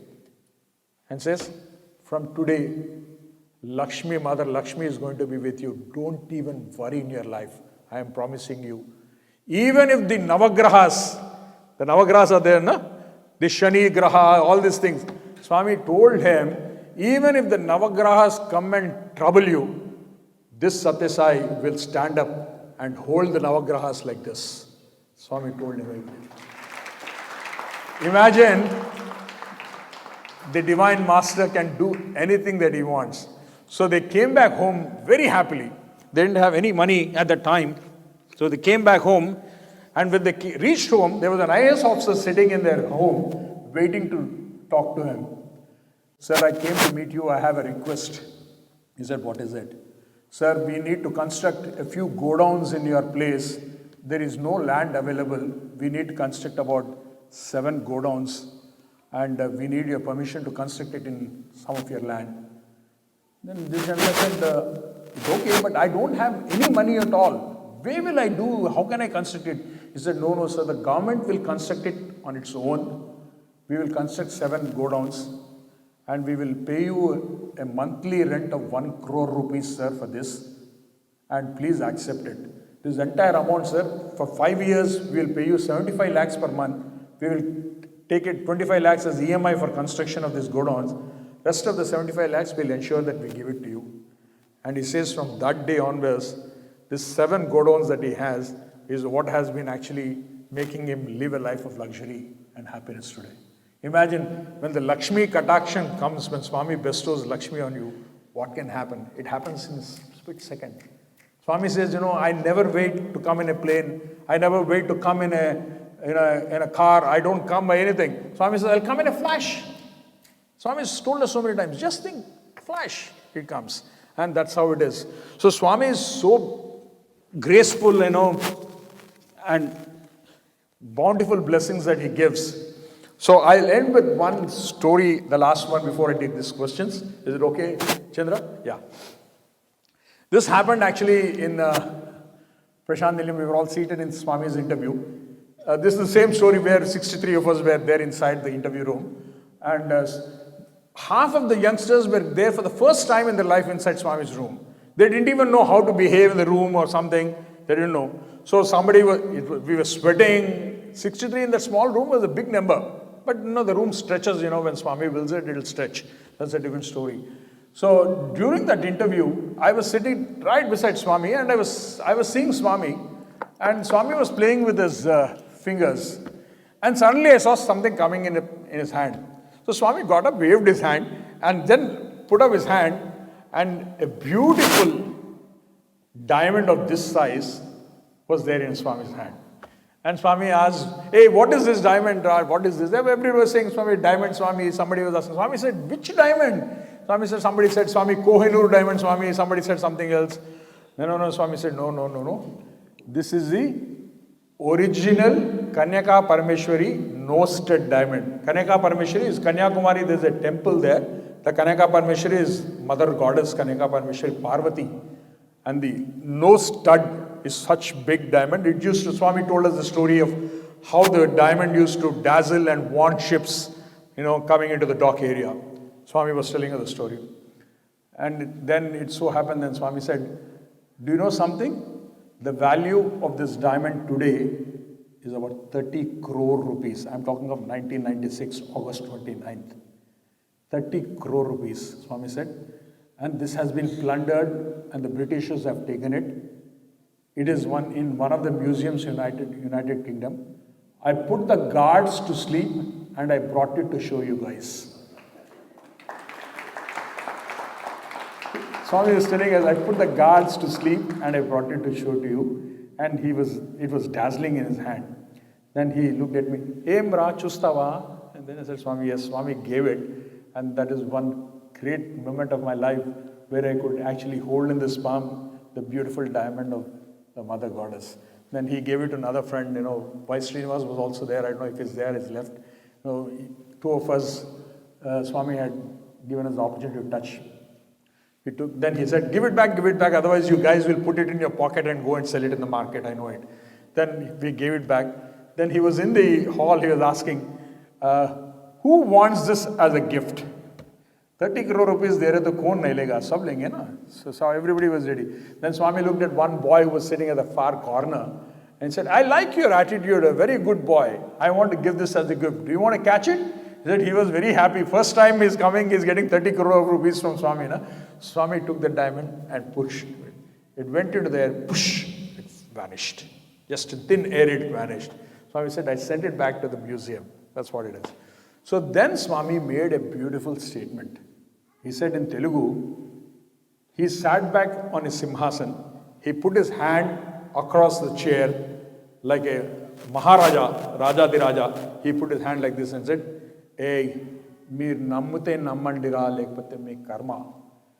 Meerandaru sakshat parabrahma swarupudu mundu kuchuni unnarra meeru. Whether you guys believe it or not, it's your karma. You are sitting in front of the Sakshat Parabrahma Swarupa. This is the greatest day in your life. I am giving you moksha today, Swami said. And you can imagine on that day, Swami made me and another brother get up. We made lines in the room, interview room. Swami asked each one of us to take Pad Namaskar. And everybody took Pad Namaskar that day. And Swami said, whenever you have a problem in your life, just recall this scenario, today's scene, what you have seen here today. Swami said, just recollect it just like that. I am assuring you, I shall not come by plane, I shall not come by train, I shall not come by car. I will come in snap. I'll be there with you always to protect you. This is my word to you. And this is the love of Bhagwan Sri Sathya Sai Baba. We are all so blessed. One cannot imagine, how Swami is so loving. And in fact, Swami had once told one gentleman, he was talking to Swami and Swami said, how is it, Swami, that this is not happening the way it should happen? Swami said, if you are with me for 40 years or 45 years, Varu Veer Avvalra, you should have been at least half of Sathya Sai Baba today, if you have been with Swami for such a long time. Let us pray to him that he bestows us with that power, that love, that energy, that he is the one who takes care of us, because he is such a beautiful soul who is always with us. One caveat that I want to tell everybody is that don't make Swami a part of your life. Never make Swami a part of your life. If you make him a part of your life, he is a friend who will work only part-time with you. I'm telling you this. Make him your life. Everything will go according to the way he wants it, I'm telling you. Make him your life, and it's just the way he wants it, because he is verily you, and that is what the inherent divinity we always talk about. Being close to Swami is what it is. I'll end with a beautiful poem that I love. always narrating about him. I do not know if you can understand it. Even if you don't understand it, it's a beautiful poem. Enjoy it. Pala Bugalavadu, person who has got beautiful cheeks. Pala Bugalavadu, Chekili Machaгаlavadu, one who has a beautiful mole. Chekili Machaгаlavadu, Padakalayanta Nudurugalavadu, Pannaga Sayanudu. ఉంగరాల జుట్టు గలవాడు లొంగదీయగరానివాడు కోటేరు ముక్కు గలవాడు కోరికలను జయించువాడు పగడాల పెదవుల గలవాడు పన్నగ శయనుడు దివి నుండి భువికే తించిన పురుషోత్తముడు అతడే మన ప్రాణమిత్రుడు సనాతనుడు సత్యసాయీశుడు ప్రశాంతి నిలయవాసుడు మన ప్రాణమిత్రుడు మన ప్రాణమిత్రుడు. He is our beautiful friend of our life. Let us offer all our salutations to him on this holiest birthday of 98th. Swami, please ensure that we are with you, all of us from Stockton, from this region, from all the Sathya Sai Global Council. Let us all travel, plan our travels to be there in his immediate divine presence when the centenary celebrations are going to happen. And I think there can be no better moment than being in the immediate presence of Swami when he celebrates our 100th birthday, because he is always within us, and that is what we always want to be. Jai Sai Ram. Thank you, Swami.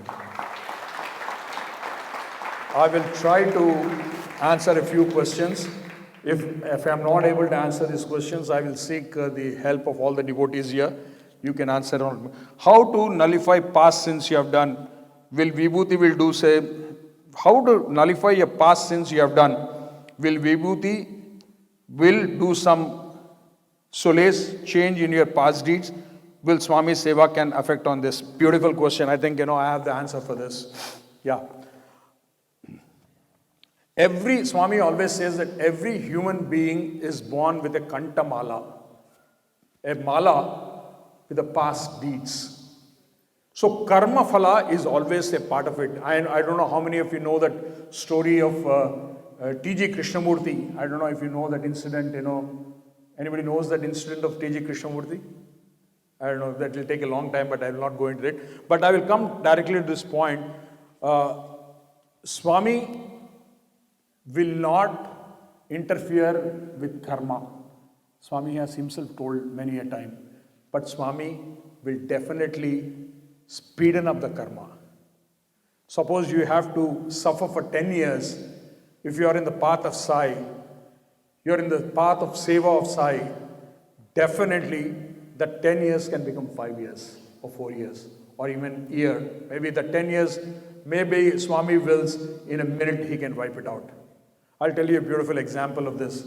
My elder brother, who was the principal chief commissioner of income tax, one day he was supposed to attend a conference, and he was the main important person to lead that conference. He was putting on his shirt, and suddenly when he was putting on his shirt, he realized that he had chicken pox. The entire body was full with chicken pox.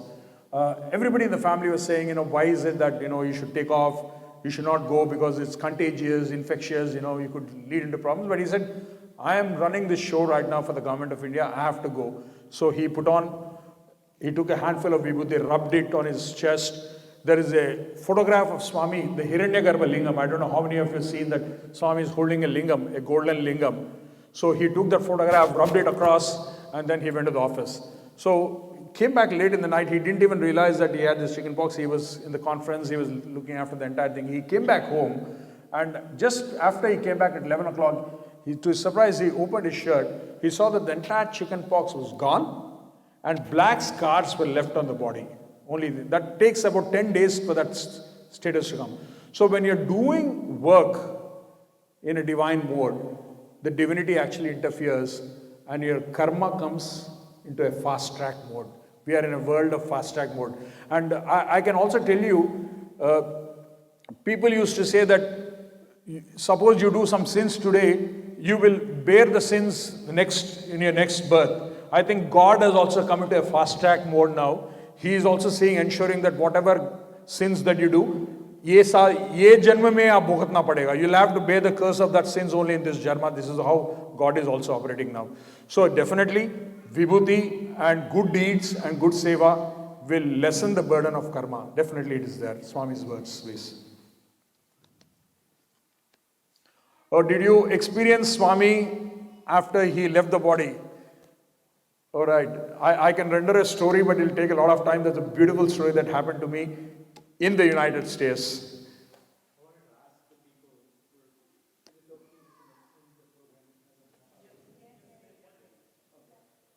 Is it okay? Okay, right. So did you experience Swami after he left his body? This is a story that I normally relate in most of my Samarpans. I do it. This happened in the year 2014. Swami left his body in 2011. I was traveling to the United States of America on an official business trip along with a plastic surgeon. We were coming to Denver to buy a robotic hair transplanting machine. And it so happened I was leaving the next day in the morning, and a friend of mine called me and said, Anna, Gopi bhai, I heard that you're going to US. Can you do me a small favor? I said, yes. What is it? He said, I have some medicines that I'm carrying with me. I'd be very happy if you can just deliver it in US to a friend of mine with whom I'm doing business. I said, okay, not a problem. I said, bring it over. He said, no, kal subah aunga main. I know that you're going by BA 277, British Airways 7:30 in the morning. So I'll meet you at the airport at 5 o'clock. 5 o'clock he came to the Hyderabad airport. He gave me 3 small covers. He said, these are the medicines that I want you to hand it over. So I put it in 3 suitcases I was carrying. And I asked him for the documents. He said, these are the documents. These are FDA approved documents. You can go. So I landed in Chicago with my doctor friend.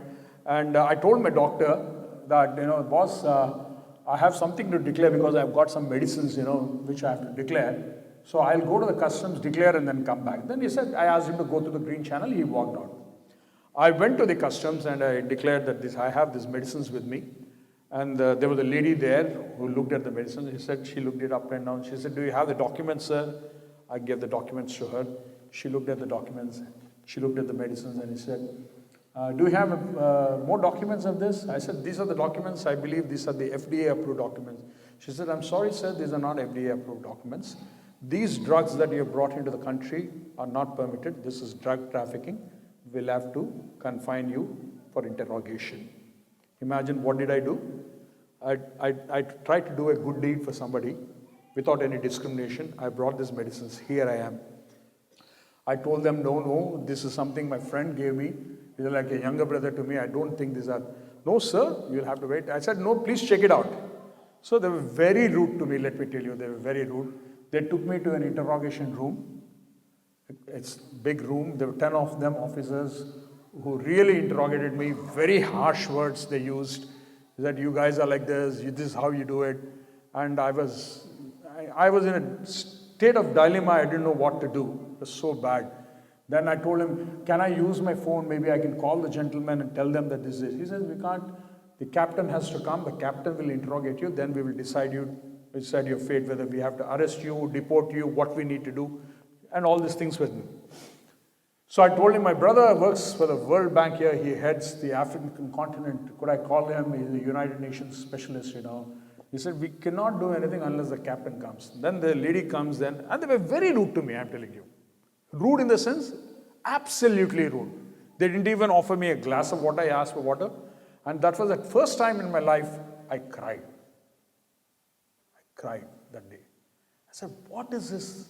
I come to a country where I had come with a good gesture of helping out a friend of mine, and this is what I have landed in.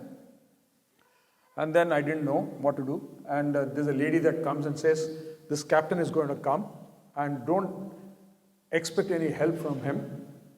He belongs to a Pakistan origin. He will never help you. She tells me that. Okay, I was waiting and I was lost. Then this stock guy comes in, Mustafa. I said, oh, so you are the guy who's brought in drugs into my country? He started talking to me very roughly. I said, officer, this is it. Then I started telling him, officer, please listen to me. You know, I'm telling you the truth, nothing but the truth. I'm telling him, I'm pleading with him. See, and then I said, I belong to the Sathya Sai Seva organizations in India. You know Sathya Sai Baba? I belong to his organization. I'm telling him, pleading with him, telling him that I belong to this organization. He said, I don't care where you are, what you are. And he said, no, listen to me. See, I've got some more samples in this also. I pulled out. So you have more samples? He said, I pulled out from the second bag, you know. Then I said, I have more samples, you know. And the third bag also had some samples, you know. I put 3 bags, you know. And I carried a set of books, you know, of Swami that we published once in 5 years. And I recall the book was Sathya Sai, The Splendor of Sathya Sai, or some book that I was carrying, a pack of it neatly wrapped in a brown cover, which I kept it at the bottom of the suitcase. And I said, yeah, officer, I have books, even in this. I have the drugs also in this. I opened the suitcase to my surprise. I open it up, the wrapper is open, the book is on the top. As I open, the book stands up like this on the suitcase with Swami's Abhay Hasta there. Till that time, I did not think of Swami. It's only just 10 minutes before that, I started thinking, I am Sathya Sai organization, I am a devotee, I am speaking the truth, nothing but the truth. Till that time, my ego, myself was talking. I did not surrender to Swami till that moment. The moment I started telling him that I belong to this organization, I opened this book, I opened this suitcase, and the book stands up like this at the back. Just like that. The guy looks at me, looks at the picture, looks at me, and looks at the book. And he said, hey, who is this guy? He says. I said, this is Bhagwan Sri Sathya Sai Baba. This is what I've been talking to you all about. He is the one, I belong to his organization. He's asking me, did this guy anytime come to Pakistan? I do not know which country this Lord has traveled here. Whether he's gone to Timbuktu, Pakistan, kahan gaya, kisko pata hai? He must have traveled all across the world. Then he said, hey, I know about this guy. A friend of mine told me they did some medical camps in Pakistan. I didn't know about it. Swami must have gone. We have heard so many stories about Swami traveling, you know. And then he looks at me, and suddenly he looks at me and says, hey, this guy is speaking the truth. Let him go, he said. Matter of seconds. You will not believe, I lost my flight, my connecting flight I lost. My doctor left to Denver. I was stranded in the airport. 2 officers, Mustafa sent 2 officers with me. He took me to the counter. He got me another ticket. He took me to the hotel in the police car. He put me up in the hotel. He said, next morning, if you have a trouble, you call me. I'll bring you back to the airport. All this, who did it? This friend of mine here. The problem is, we forget about it. Our surrender sometimes, you know, we forget totally about it. We think we can do it.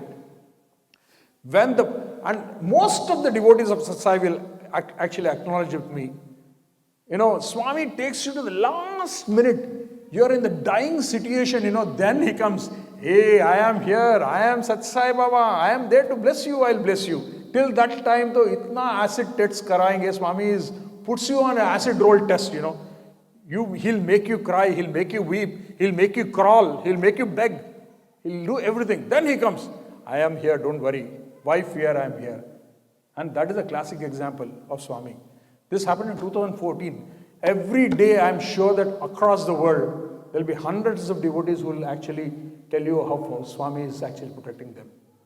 You would not be knowing yourselves. You know, this is Gopi speaking here of some experiences that he had in his life. We are talking of one Bhagavad Gita. If all of us put together our Leelas and our experiences, Swami, kitne tons of Bhagavatam can be written, Sathya Sai Bhagavatam, just imagine. It runs into crores of volumes, you know, that's how Swami's love is. So that's about Swami. So, and I have 2 more questions, let me finish this.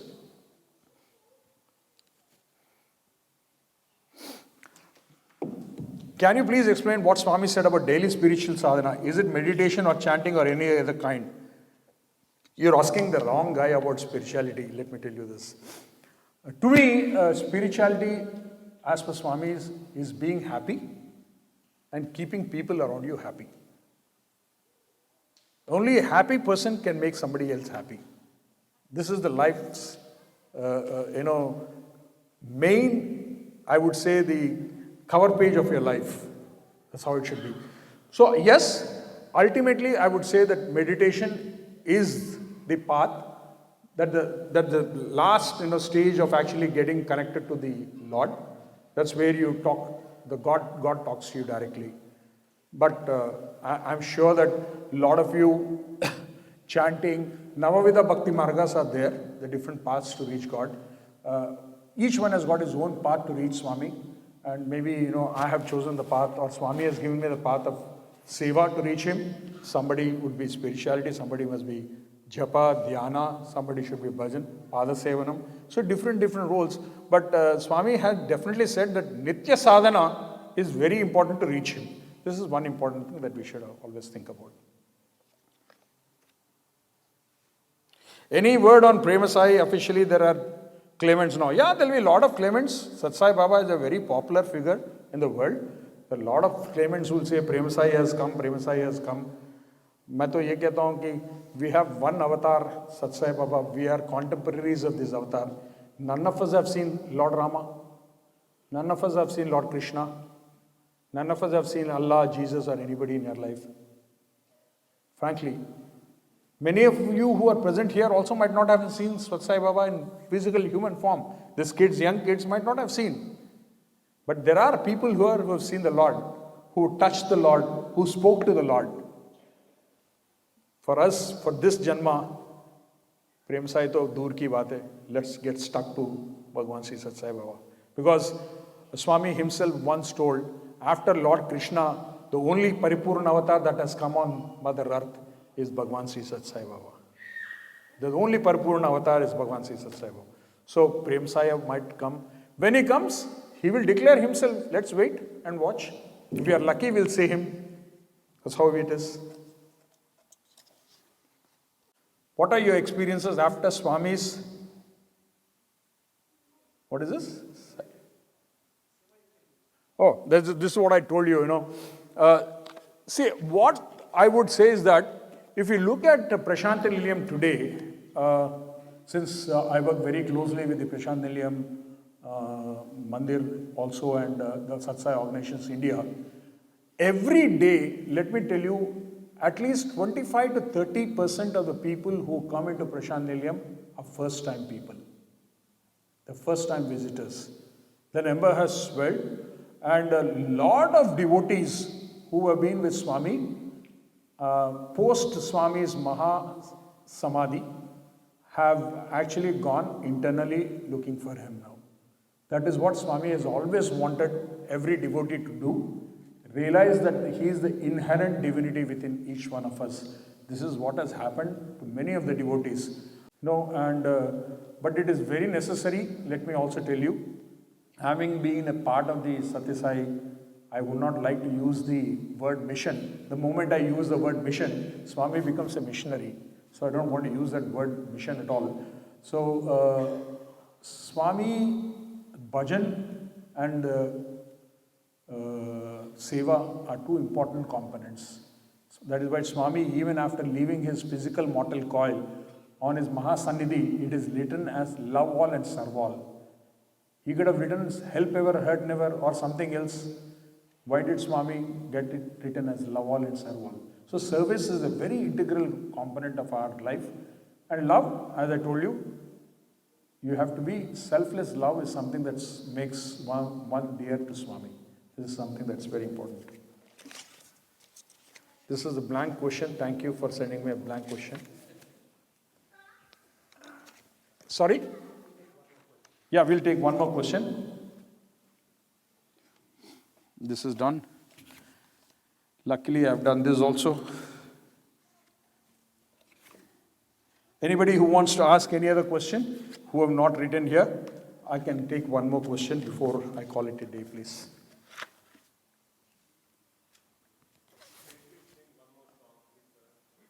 All right. Let me check.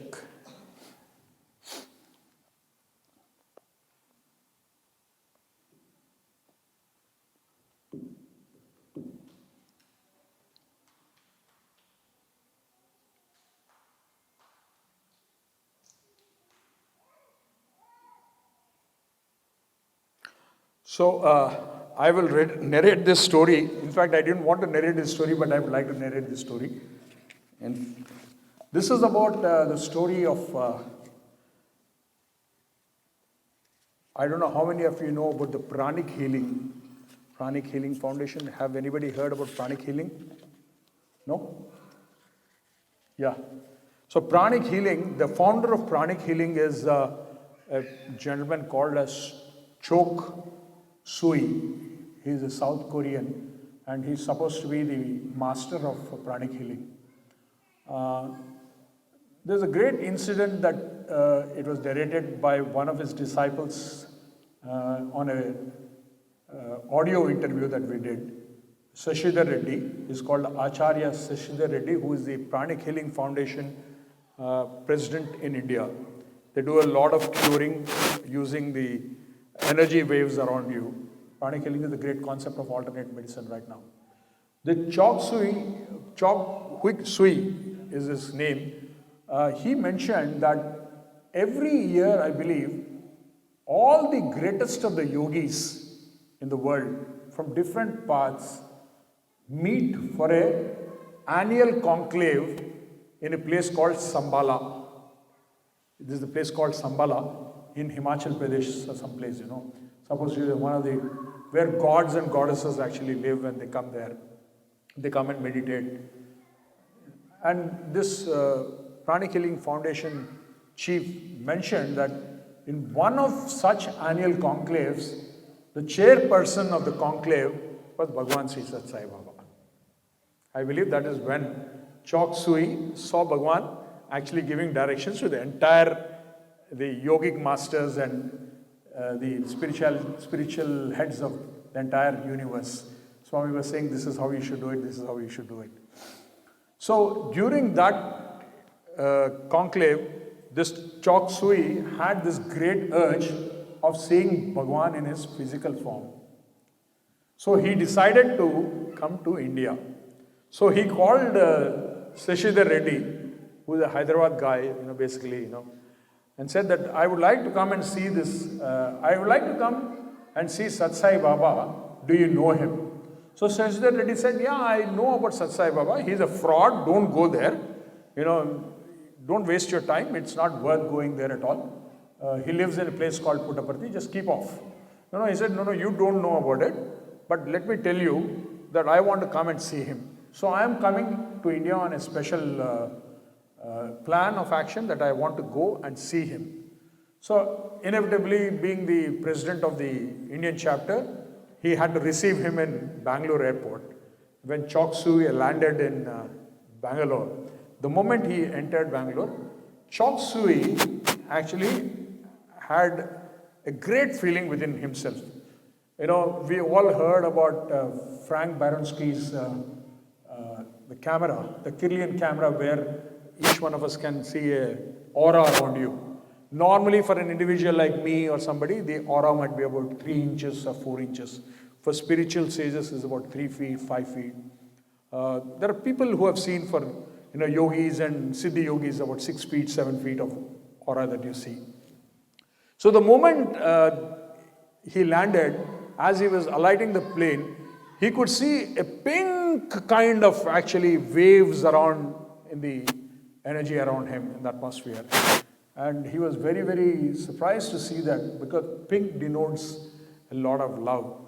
And he started venturing he could feel it. So even this Acharya Sashidhar Reddy could see an aura of about 10 to 12 feet, not more than that. That's how it is. But this Grand Master or the founder of the Pranic Healing was able to see this. So they started moving. As they were moving towards Prashant Nilayam, the light got much darker and much more pinker. Then Chok Sui realized that this is the aura that is emanating from Bhagwan Sri Sathya Sai Baba. It was traveling almost about 190 kilometers till the airport. That is what it is.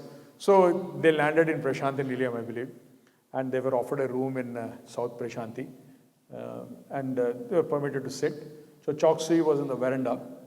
Swami came that morning, and for Swami doesn't care who it is, Swami avoided Choksui and left. Swami avoids, when he avoids people, he avoids it. He's too good at it, that's how it is. So these guys, Seshadhar Reddy was very worried. The founder of such a big organization worldwide, Pranic Healing Foundation, and Swami has not even looked at him. Swami just walked. So he's feeling very bad. How is this Sathya Sai Baba? He already was very skeptical about Sathya Sai Baba, saying that this guy is like this. And so that actually nurtured more within himself that, we did the wrong thing. He went to Choksui and said, we did the wrong thing by coming. See, Baba even didn't look at you. You're such a big man. He didn't look at you. All these things came up. So in the evening, he was sitting for darshan. And it so happened that Swami came, stood before Choksui, looked at him and smiled. This is what happened, I believe. And when Swami was looking at Choksui and smiling, Seshadhar, who was about 5 feet away, was seeing Swami standing there, and Seshadhar was seeing Dattatreya standing there and looking at Choksui. This guy is seeing Dattatreya, the one who is the Lord of the three universes, is seeing him, and he is looking at Choksui. This guy got a sudden renaissance, new birth, new culture is happening within him, saying, what is it that I'm saying? I'm seeing the Lord of the universe here. And then they come out, and then Choksui says, I've seen the person, the real one in my life now. This is enough for me. And a few years later, he died later on. But he said, the most powerful aura that I've ever seen for any human being who is having a human being life is Bhagavan Sri Sathya Sai Baba. And he said that in the pink aura that is actually pervading, Swami knows everything of every individual that happens to him, I believe. That is the kind of aura of love that Swami has. So we are all in the aura of Sathya Sai. Swami physically was there. Swami physically is here also. I don't know how many of you can accept this, but Swami is physically here. There's sometimes, when Swami is, what did you talk there? He used to tell me.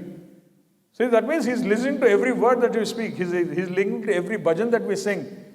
Swami once said, in fact, I recall an interview where my wife's mother, she used to give Harati every day in their home, and she sing very loudly. When she sings, even the second street you can listen. Swami said, Enta gettiga paadta hu. I'm getting pain in my ears. Swami is sitting in Puttaparthi and is talking about bhajan that is happening in a place in Hyderabad. So Swami is all pervading. That realization that every one of us has to get that. And we are blessed, super duper blessed to be with Swami. This is what I could say. And I would like to offer my pranams to Swami for giving this opportunity to be with all of you today in this beautiful town. I'm so happy that the green color is permeating all around, and I think we are all blessed once again. May Swami bless each one of you, each of your family members with all his love. Make Swami your life, and I'm sure that we have a long, long way to go. And if we have to come back with Prem Sai, we will definitely come back. Let him take the decision for all of us. Jai Sai Ram, and thank you so much.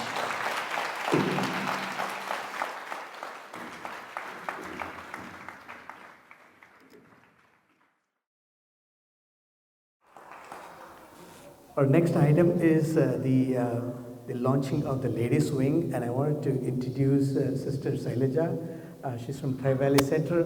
The Sathya Sai Global Council had wanted to start the Ladies Wing in California, and there's many great things that we can do with the Ladies Wing for our region. And I want to also invite our female young adult, Priyanka, if you can please come up to the front and do the MC for this part, and then continue to do the rest.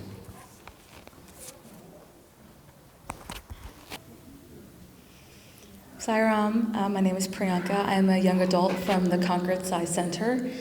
So as we all know, Swami initiated the Ladies' Day celebrations on November 19th, 1995 to emphasize to the whole world the crucial role of women in society. He emphasized that women have a special duty to restore reverence and right action in the home. I would like to welcome Regional Coordinator for the Ladies Wing, Sailaja Mothukuri, to share with us today some of the high-level plans regarding this regional initiative, and also for help in helping us set up the Ladies Wing and the sadhana at the center level in the areas of devotion, service, and education.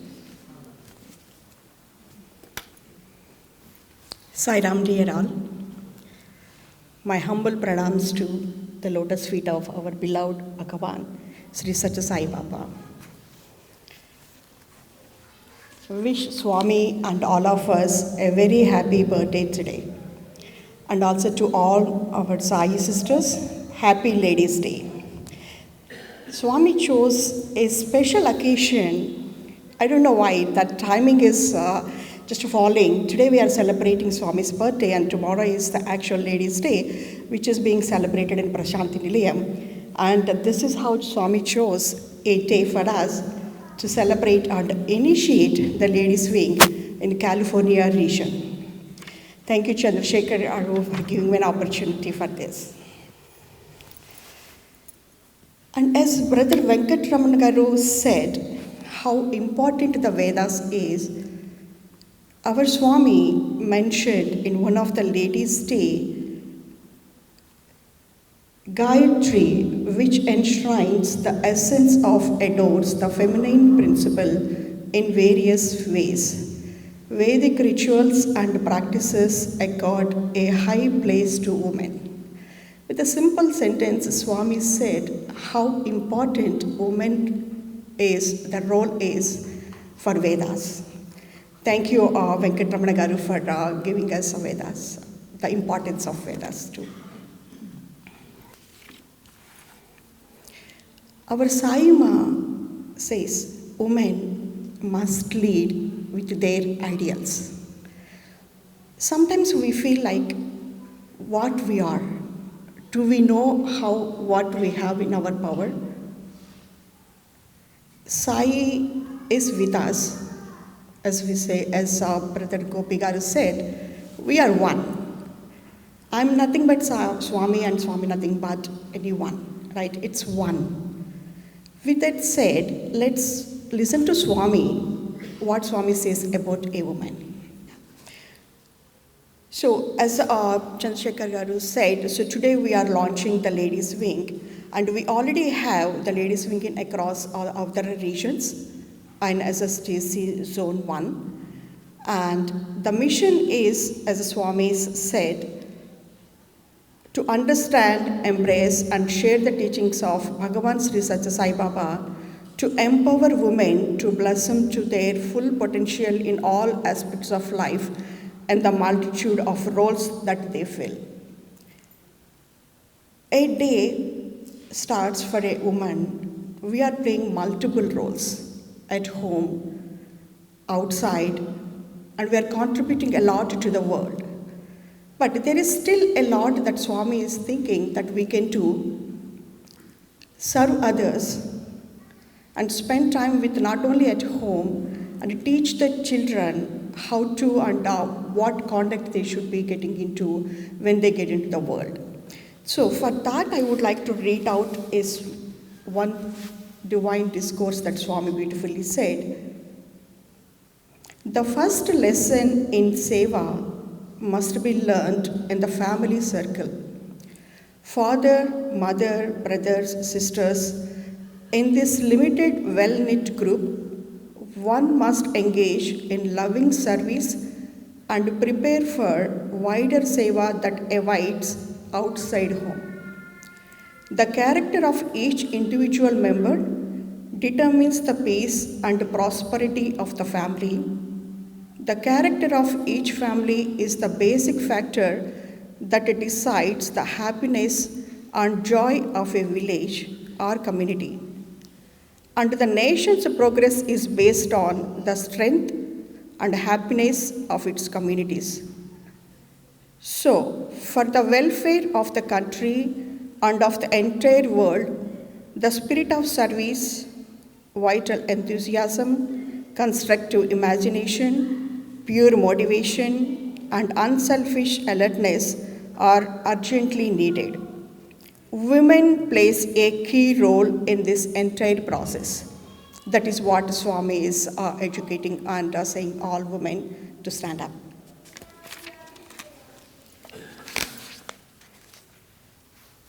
So our vision is to inspire and empower women to cultivate awareness of their innate divinity and to practice and model the inborn human values of truth, right action, peace, love, and non-violence in all the roles.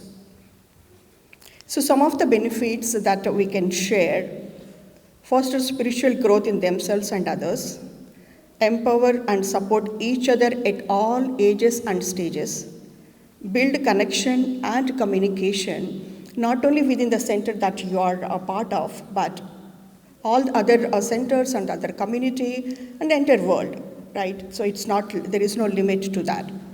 And learn to resolve the issues in Sai way. There are so many values that we can learn from Swami and what the teachings that the Swami, and we can follow all those and we can resolve those issues.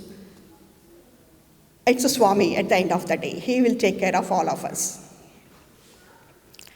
And share Sai parenting skills, carry out more seva at the center and in the community. And finally, our role is to contribute to center unity. So as Brother Gopi Garu said, Swami always says, unity is our strength. So that starts from our side. So I request all our sisters play this critical role to make all of us united. We all one Sai.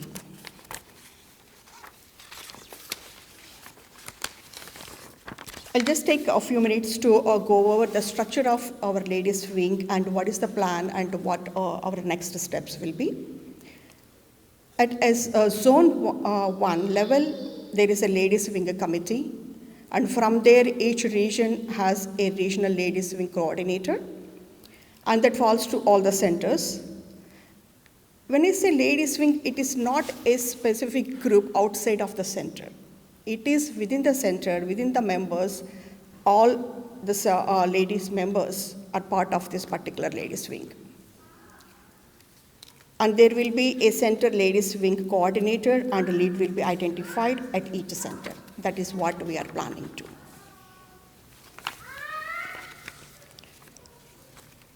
So the ladies wing lead will be appointed by the center committee, and the period for that responsibility will be 1 to 2 years.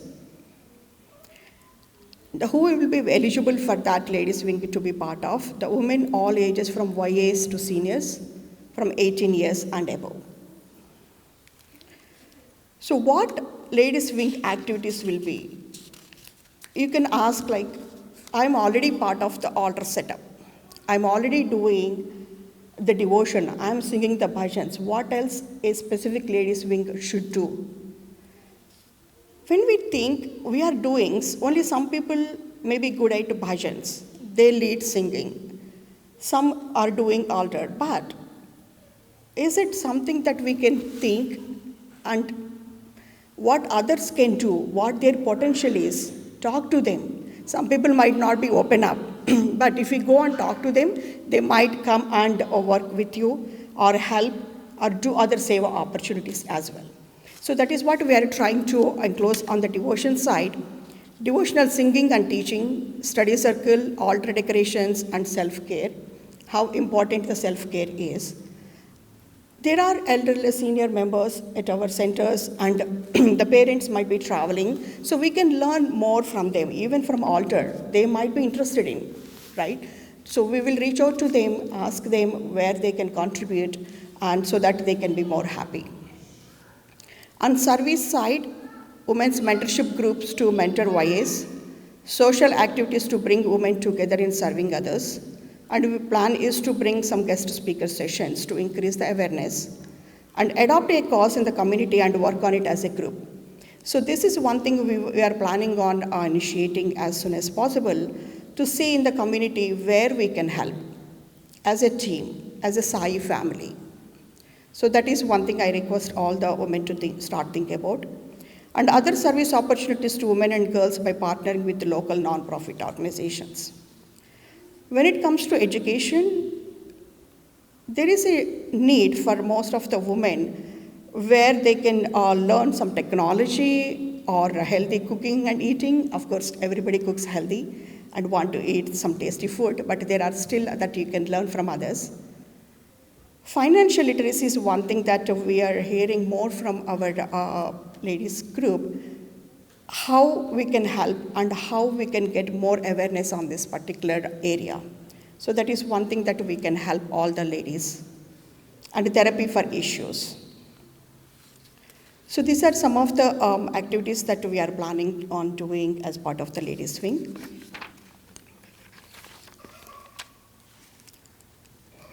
So the next steps are identifying a central ladies wing lead from all the Sai centers part of the North region, Elk Grove, Concord, Oceanside, Sacramento, Stockton, Tri-Valley, Northeast San Diego, Tustin, and we also have Sai groups, Merced and San Jose.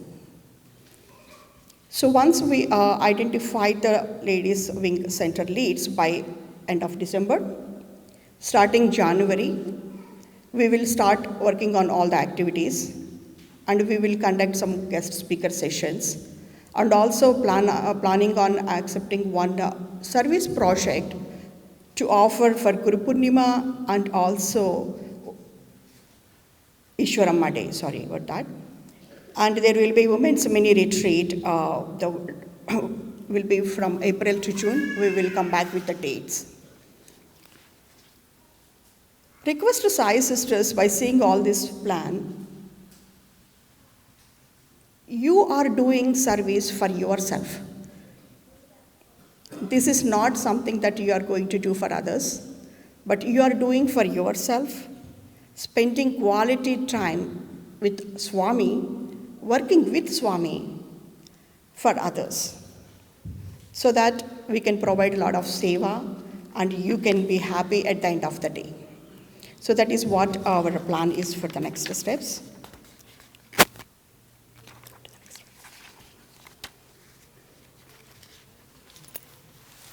If you see the Divine Mother Sai says, women are the highest gift given to mankind because we are the vessel in which God's creation continues. In addition, we have the guardianship of preparing the life of our children by molding their character. There is no higher position given to mankind by God than the honor of being a female, the first teacher setting the stage of right conduct and love. This is our beloved Swami saying. No offense, men.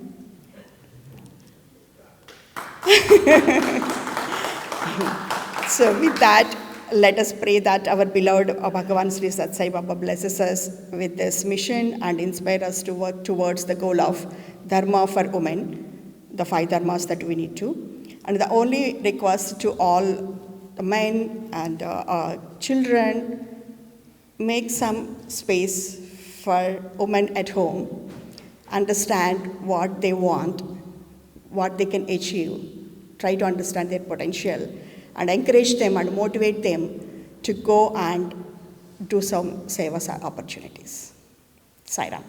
And with that, I promise, even for men, we can organize some men-only satsang, so that you can spend quality life with Swami and your friends with the Swami Sai family.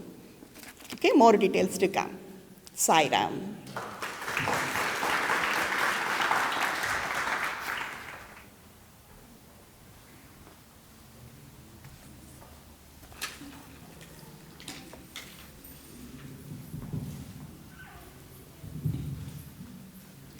Thank you, Sailaja Auntie, for sharing and for coming forward to help us in this initiative. I request all the center members to please support her in this effort.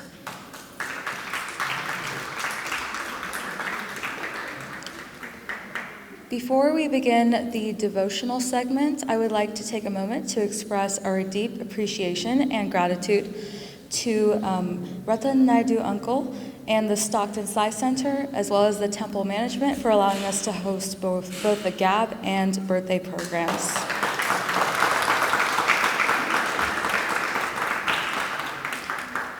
We are also grateful to all of the volunteers who have worked tirelessly behind the scenes, working with our regional devotional coordinator, Sumana Manoharanti, to make these events possible.